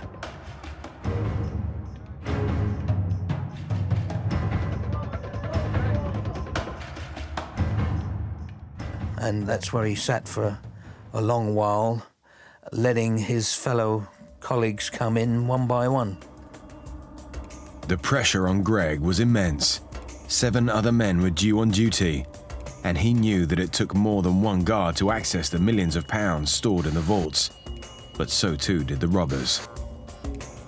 You got to get the guards to tell you exactly what's what, and what you open first or second or third, or what keys you put in, which way you turn them, panic buttons and alarm buttons. And it appeared that the robbers even knew detailed knowledge of the premises, the security cautions they take, the locks, the keys. He did a good job in a way, because he was told not to look up and not to see any faces, because if someone comes in the main entrance and they get a look, there was nothing to stop them running back out the door and raising the alarm. So that was a crucial moment. Everyone who walked through that door, which had to be monitored really exclusively. And poor old Greg had a shooter up his Niagaras, so he had to do as he's told, didn't he, you know? Okay. Really, what made it even more devastating was the fact that they were there so long. Security guards were coming in every half an hour. They were confronted by a shotgun, and they were then put at the back, and it just seemed impossible that no one had noticed something untoward going on.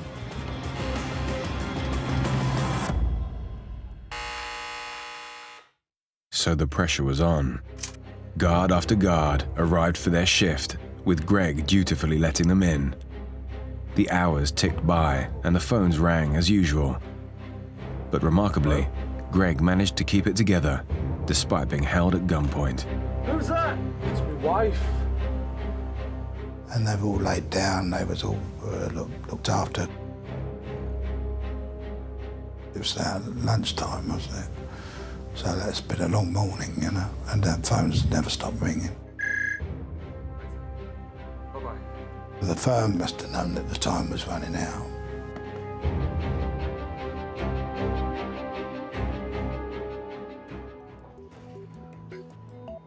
The robbers laid in wait for over 7 hours, working with military precision. Each guard now lay helpless in the locker room. All but one man was accounted for, and he held the vital information they were after.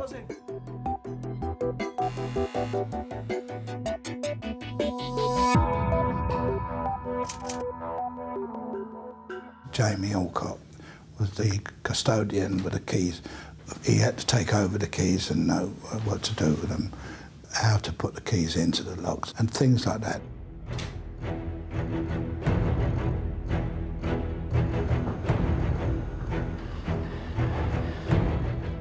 But the last guard wasn't about to give up his information easily. And one was the stubborn old boy who was being a bit clever. Of course, they had a little can of a lighter fluid. And he's told to behave himself, otherwise he's going to be set alight if he didn't tell the truth.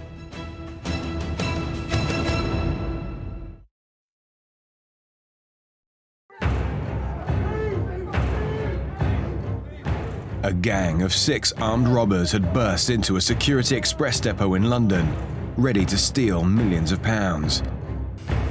But it wasn't nicknamed Fort Knox for nothing. They controlled the building, but had to force every guard in there to cooperate in order to reach the money. And the last guard was going to be their biggest hurdle. The robbers particularly wanted Jamie Alcock to come into the premises, although they had to wait for all the personnel to come in because they couldn't allow anyone to come in after they'd started removing the cash. But Alcock was the one they wanted because I think they had the information that he was the second key holder for that day. So therefore, they needed him to be there to give them the combination of the keys. If he didn't tell the truth about where the keys were, the whole business is blown. It was a very touchy situation. Time was running out. The robbers had been waiting for over 7 hours for the final guard to clock on. He was the only one who knew the whereabouts of the vault keys. When they first asked Jamie Alcock to produce the second set of keys to open the vaults, he originally gave them a blank. It's not me, it's not me. And then the robbers got a little bit terse with him, and it then turned to extreme violent behaviour. By this time, the gang was wound up. They had spent months crafting their plan. Now, one man was standing in their way. So they got a can of petrol and started to pour it over him, and somebody produced a box of matches threatening to set him alight. He knew where they were, and he wouldn't say where they were, so that's why he had the treatment with the lighter fuel, you know. But he wasn't harmed, he wasn't hurt. Well, of course, Mr. Alcock had no option then but to get the second set of keys, and at that particular stage, it was getting rather nasty. Alcock was now badly shaken. He had been doused in petrol and terrorized. Although unharmed, he realized the robbers meant business. He had to cooperate. The gang now had all the pieces of the jigsaw. They grabbed a different guard, Alan Grimes, to put the final part of the plan into action. Their aim was to penetrate the highly secure vault, which could only be opened by a combination of keys and codes. Once inside, sealed bags were held in cages, and a further 7 safes housed even more money. But the thieves were running out of time. They made him open up the vaults. I mean, security there was tremendous, but you had to have someone to do it, to open it up for him.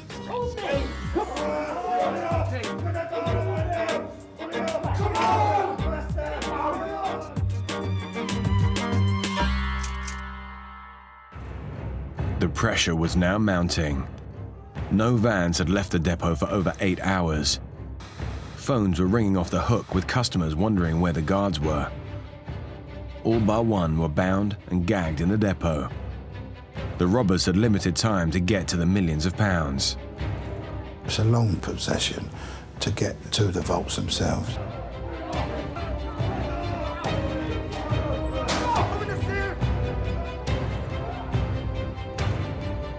Once they saw all those cages full up with plastic folders full of cash, you know, every cage is full up with money, and there was cage after cage of them. Between £6 and £7 million was cleared out. All that was left was silver, I think, at the end.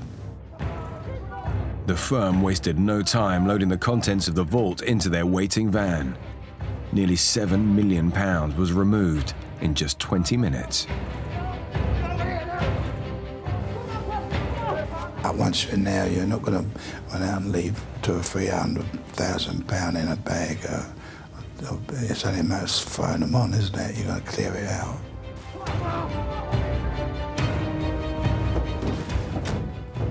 But as the van sped away, one gang member nearly blew their whole operation. On the way out, one got nearly trapped in the door because the doors was closing on him, and he got stuck in just at the last moment. because they had to run across the yard from the box, press the button and then run and get out. Of course, the vans and the car had already gone, the van with the money, and they're just the car outside waiting for him. And then there was silence.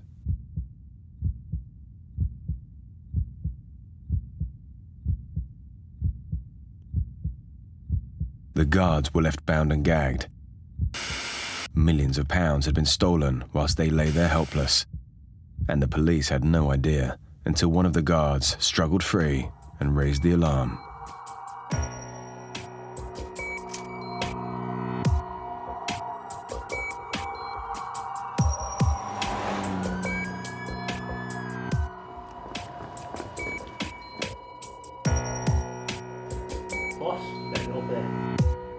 When I actually got to the premises, there was at least 8 of the security staff. They were all in various places, being interviewed by officers.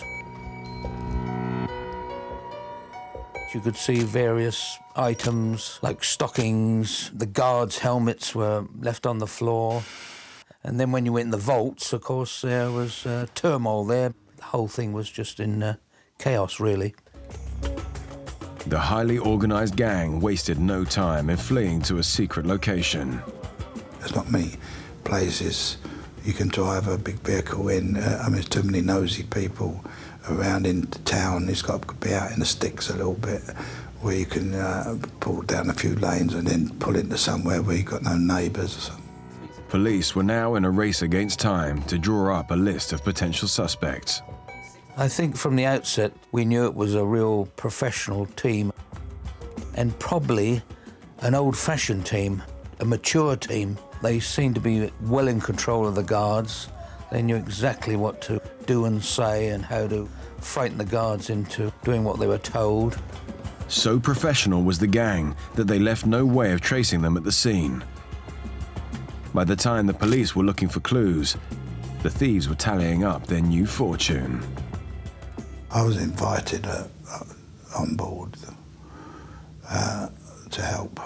The money went back to a barn where the money was laid out on trestles and divided up into different sections and parcels. Everyone was in charge of their own particular money, you know. It's very nice, but you couldn't even put anything in your pocket and take it home with you, could you, you know? Or go home and say, go out and buy yourself a new car.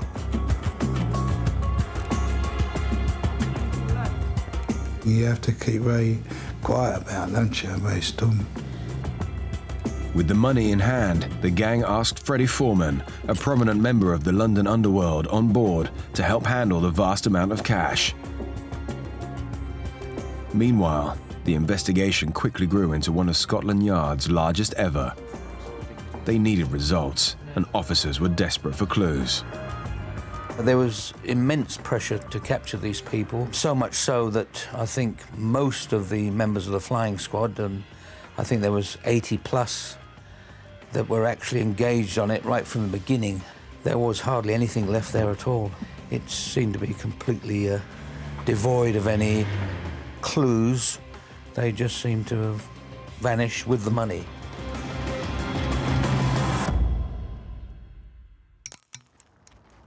And whilst officers were put on the back foot with no forensic leads at the depot, the cash was divided and taken deeper into the gang's network. We were fortunate enough to have an office in the building where the money was kept. And had tea and sandwiches and counting machines and things. And of course, all marked money has to be disposed of if the bank staff have marked it in any particular way. So that can get you arrested and nicked later on, you know. So you have to go through it all, really, as best as you can. As Foreman counted the cash, detectives started to pick up on other leads. We were doing a bit of proactive policing, setting up surveillance points on various teams. One of the bits of information we had concerned a particular pub in Stoke Newington called the Albion.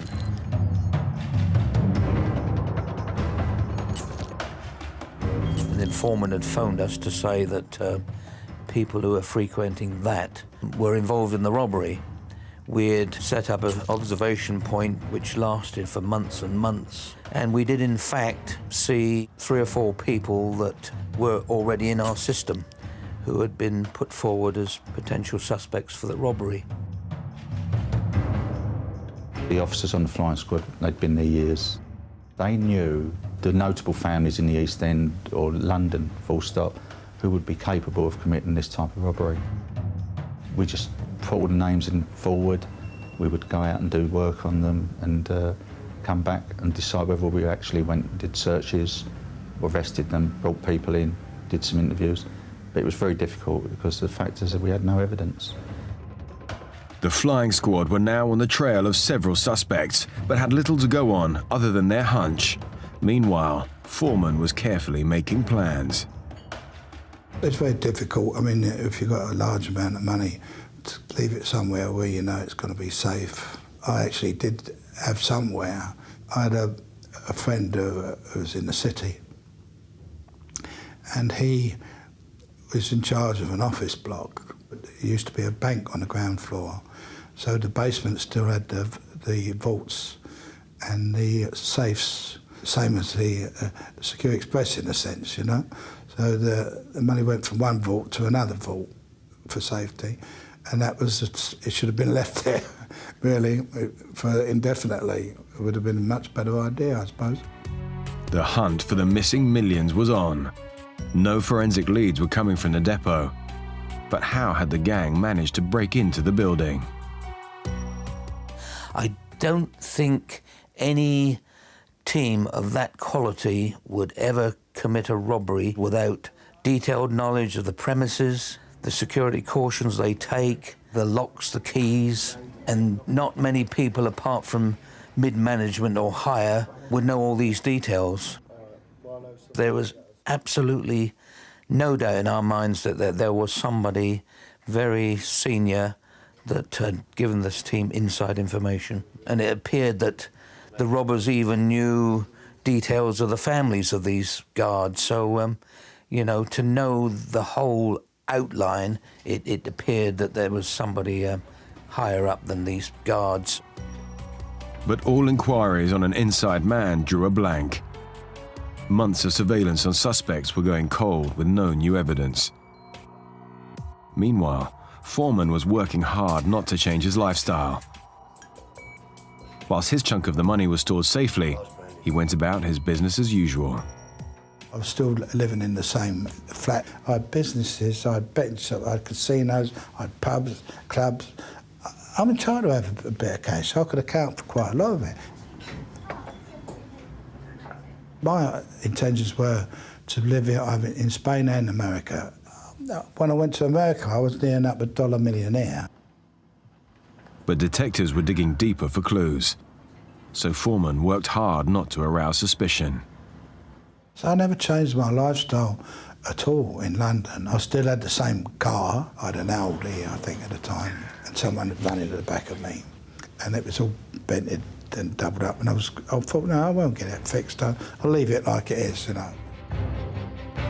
While Foreman was keeping his head down, officers were getting closer to some of the other suspects. And this was about to pay off. Detectives finally got the breakthrough they desperately needed. There was a wall with screws, and as we took the top half of the wall away, turned it round, there was some writing on it, and what it was figures, starting with £400,000. Behind the wall was 3 canvas sacks, and they were full of money, full of notes.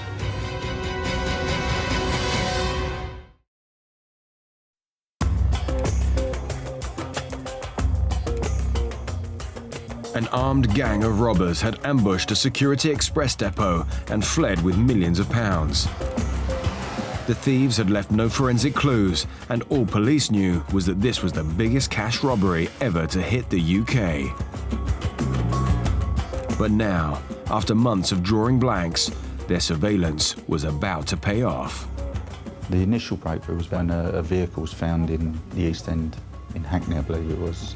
As a result of that, we went back over what we'd done in Hackney, and it was very, very close to a garage proprietor who we'd looked at and had been visited by people who we eventually arrested. It didn't happen right away. It happened some months later when some fella, never met him, didn't know him, a friend of John Knight's, I think it was. He was the one who sort of started the ball rolling. The man in question was John Horsley, a garage owner who appeared to be well connected to the underworld. I don't know exactly how it came about, but it wasn't anybody that I knew directly, you know, at the time. His house was searched, and during the search of his house, he was found that he's financially, he wasn't very well off. In fact, he was in debt up to his eyeballs. Couldn't pay his gas, his electric.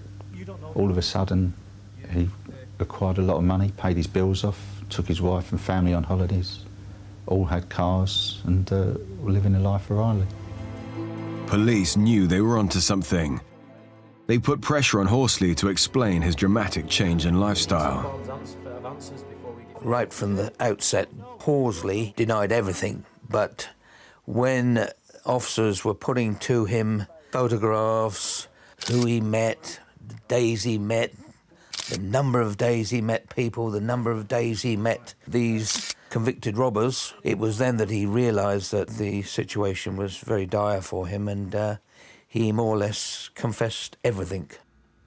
He told us that his part of the robbery was that he'd been asked if there was anywhere he could give as a storage place. He offered his garage, which he owned, and the gentleman who asked him if he could have a storage place asked for both or all the keys that he had to the garage, and he said it would be well looked after for the use of the garage. He gave him 2 keys. The people went away. He then turned up when they asked him to help unload a van, which was full of very large canvas bags, which all went into Mr. Horsley's garage and was then locked, and away they went. And the revelations weren't going to stop there. Horsley had snitched, but his further confessions were going to shock even the gang members. Mr. Horsley, unfortunately, told a little lie. He still had 1 key.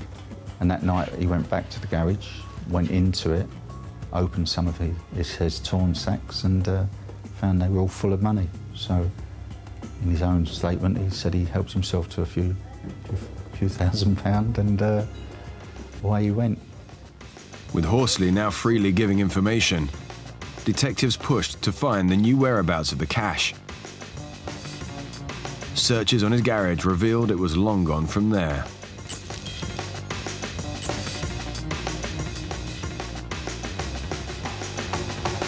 Mr. Horsley then decided to tell us that he'd been asked to look after one of the robbers' share of the money, to count it, look after it, put it in a safe place so that it was available when he needed money. What he told us was that his father-in-law was an old age pensioner, and within his flat in a warden control place, he'd put a false wall that allegedly the father-in-law didn't know about, and behind that wall was 3 bags of money. So it was then that Mr. Wilton decided we would go out there and then and search his father-in-law's house. But we were told it would be money. We needed tools and bags to get the money. Turned up, went into an old age pensioner's flat. First thing we noticed was the pool table where Mr. Horsley said he'd counted the money on. And secondly, went into a room and there was a wall with screws freshly in it, which we undid. And as we took the top half of the wall away, turned it round, there was some writing on it, and what it was figures, starting with £400,000. And it was then like withdrawals that basically the gentleman who committed the robbery would take. Yeah. Behind the wall was 3 canvas sacks, and they were full of money, full of notes. The interrogations didn't stop there. Horsley was a man at breaking point. But would he give up his all-important contacts? Mr. Horsley, in his disclosure to us, had named the people who had turned up, or some of the people he knew. It was a massive breakthrough, and it was the start of the arrests of the main players within the robbery. The police had their breakthrough. Horsley admitted his link with Billy Hickson, a local gangster with a string of convictions for robbery, and Terence Perkins, hard man from North London with 1 previous minor conviction. Both men were known to the police and potentially dangerous. But officers didn't stop there. It was Mr. Perkins' money, which was behind the wall.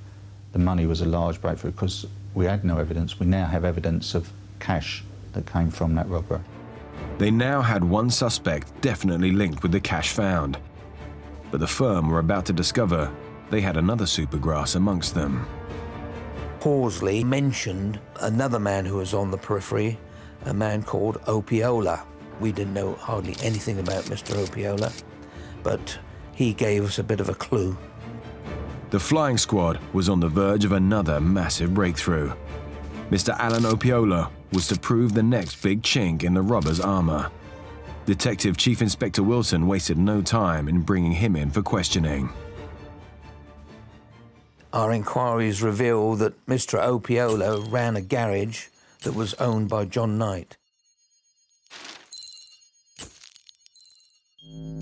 So the information gathered momentum within, 4 or 5 days, and when we arrested Mr. Opiola, similarly to Horsley, he was just a minnow, and within a couple of days of being shown the fact that he had rented this van, he succumbed and he, in fact, became a supergrass. He told us so much that he became a very, very important witness.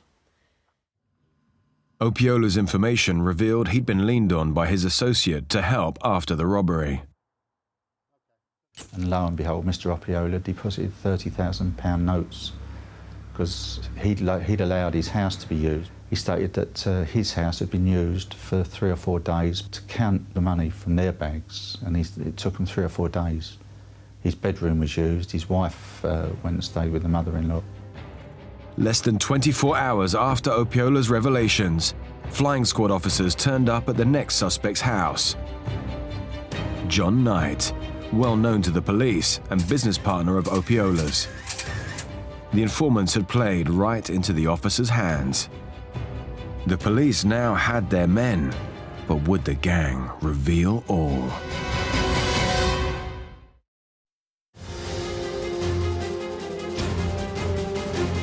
The mystery of the largest cash robbery in London was about to be cracked by Scotland Yard. The flying squad had found nearly £400,000 of the missing millions, and their informants had revealed vital secrets. Now they had key suspects in their grasp, but would they give away any clues to the heist? When we first arrested John Knight, at his home was found a list of building societies. During the next 24 hours, 48 hours, having visited all these branches, we realised that he'd been putting large amounts of cash into these building societies after the robbery. They were arrested, the houses searched, certain items were found and brought in, and they were all interviewed. And from there they were kept in custody as a result of the evidence we then had. Cracks were starting to show. The main suspects gave nothing away, but evidence was mounting. Foreman knew it was time to leave. So I thought, well, the best thing is to get over to Spain and lay low and see how it develops and see what happens. That's what I did, that's when I left. But it was a bit ominous to leave on that particular day because that was obviously recorded and knew that I left on the day that Johnny Knight was arrested. Despite the coincidence, Foreman jetted off to start a new life in Spain. After 9 months out there, things seemed okay, and we felt pretty safe and secure. So I started lashing out a little bit and investing a little bit of money, and on a few apartments, which was used by family and friends most of the time. And it didn't take long for officers to extend their search to foreign shores. Right from the start, when these people were arrested, we realised that there were connections abroad, Spain, Portugal, Switzerland. We had evidence that they had accounts actually in Spain, even while John Knight was in custody, there was efforts by him and his family to get a safe deposit box opened in Spain. And I took off on several occasions, and I did every town in Spain and every coastal town or the whole perimeter. I mean, just for it to die down, but as soon as you came back, it was still going strong. The press, once the press get their teeth into it. Detectives never gave up the hunt. It wasn't long before they were on Foreman's heels. Freddie Foreman was part of the second wave of this inquiry with Ronnie Knight, John Mason, Everett. Freddie, in fact, goes back many years. When you think about the Craze, Jack the Hat, Ginger Marks, people like that, he has been in the top line of criminals in London for many, many years. We had information during the first year of our inquiry to do with Freddie Foreman, but we were so involved in preparing a case against the people we'd arrested that we had to shelve a lot of the inquiries because we just didn't have the personnel to do it. We knew he was in Spain. Spain were feeding us information of what was going on over there. It was during inquiries in Spain regarding one of the suspects that officers stumbled across a link to Foreman. My name never came into the frame until 9 months later when I was in Spain, when the police came to the Alcazaba and asked questions about John Knight. The manager there said, no, there's nobody by the name of John Knight's got an apartment here. So they got their papers together and put them back in their briefcase and got up to leave and got to the door. But Ronnie Knight, they said, has got an apartment here. And his big friend, Freddie. Oh, I said, has he? They came back and started the inquiry all over again. Detectives may have got close to Foreman, but remarkably, it wasn't until 6 years later that a twist of fate brought them face to face. Little did Foreman know, British authorities had been working closely with the Spanish police to bring their suspect back to the UK.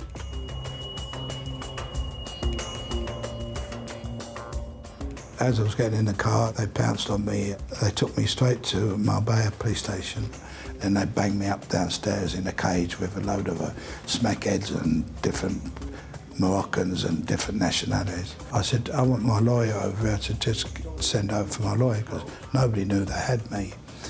And next thing I knew, I was in the car, handcuffed, racing along the carretera 90 miles an hour, and I know where we're going, to the airport. We go straight on the tarmac. We don't go through the airport terminal. Go straight on to where the plane's waiting to taxi off. But it was empty. There was no one else on it. I broke away from them and I went into the terminal over the barrier, and all the people were queuing up waiting to come on board. I thought the more I kicked off, the more commotion I caused, they wouldn't put me on the plane, you know? They got me up the flight of stairs and I put my foot in the side of the staircase, and we all went down. Eventually they got me onto the plane and threw me down. And one of the stewards, a fella, came over and said, Mr. Foreman, he said, it's very hot, you must be thirsty, have a drink. And I lifted my head up, that's very kind of you, you know. And he had a beaker and he tipped it up and I swallowed it all down. And as soon as I swallowed it, I knew that, because there's a bitter taste. I felt myself being carried to one of the seats. They actually woke me up, because I was still spark out, as I saw the robbery squad coming down the plane and arrested me.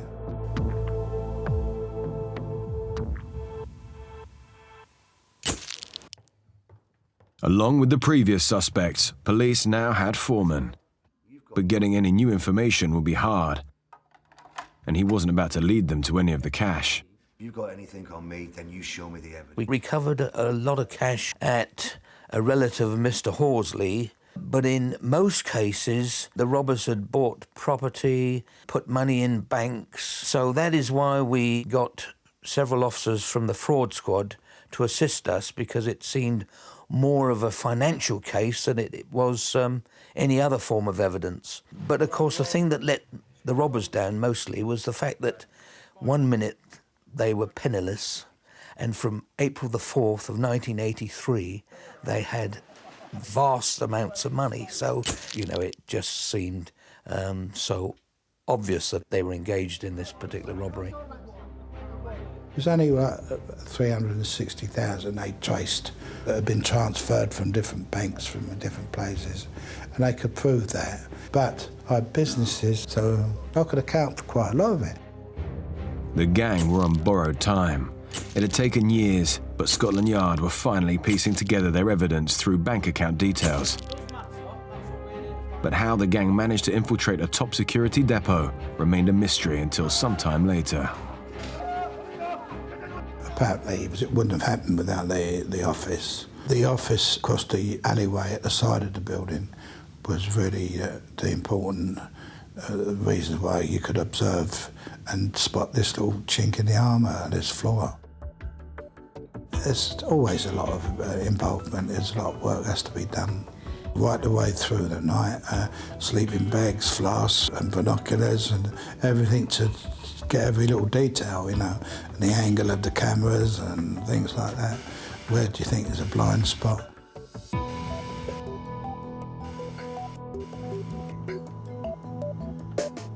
Camera on each corner, mate.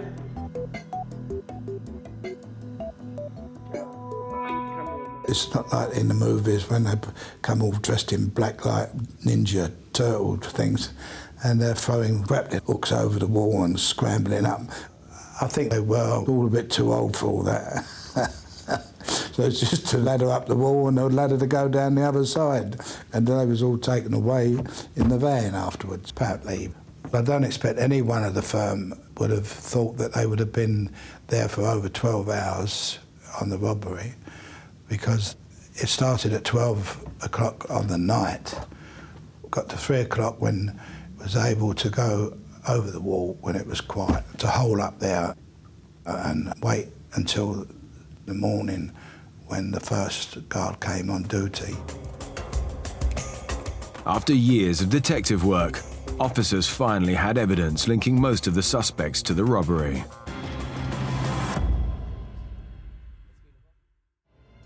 The trial was regarded as very serious. The magnitude of the robbery and the robbers concerned was such that they were escorted to the court every single day of the trial. 2 of the robbers got 22 years. That was John Knight and Terence Perkins. They were found guilty of the robbery. Billy Hickson actually was acquitted of the robbery and was sentenced to 6 years for handling stolen goods. James Knight was sentenced to 7 years imprisonment for handling a substantial sum of the cash. Ronnie Knight was in fact sentenced to 8 years when he surrendered and actually flew over here. Jury finds you guilty of the robbery of £6 million. The 2 informants also received time for their part in the robbery. John Horsley was given 8 years, and Alan Opiola 3, both for handling the money. As for Foreman, his trial was high profile and well publicized. The prisoners were brought to the court under heavy escort every single day, and the jurors were in fact given police protection throughout the trial. That's how serious it was regarded, and that's how serious the gang involved were. Well, I didn't expect to get guilty of anything. You'd find you guilty of handling, you know. 9 years.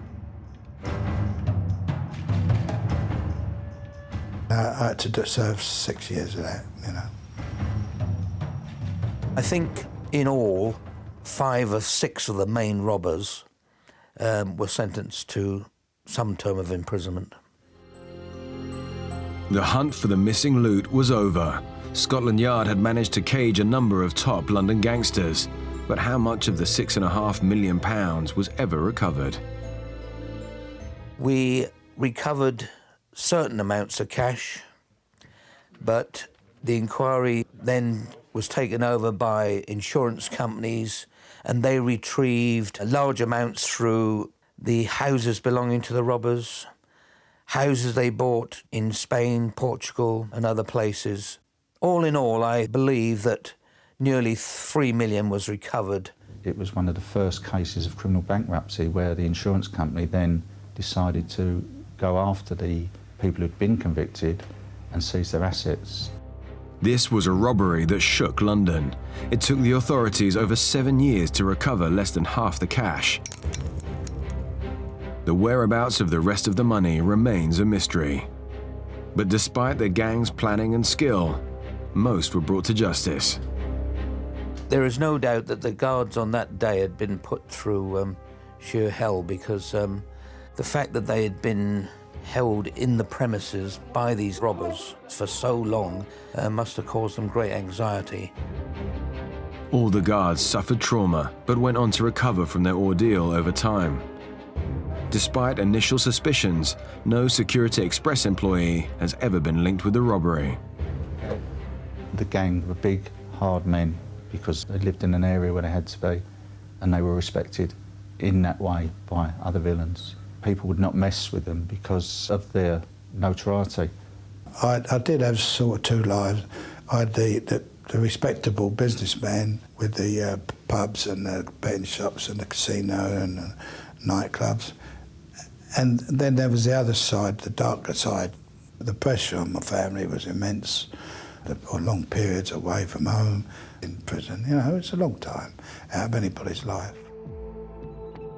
There's quite a number of things in life which I regret doing, definitely. Foreman spent many years behind bars, but it hasn't changed his outlook on life. I don't really feel guilty about anything I did. I felt justified in what I'd done. But it was all survival. It's survival of the fittest. It's a dog-eat-dog world, the criminal world. But, you know, that's life.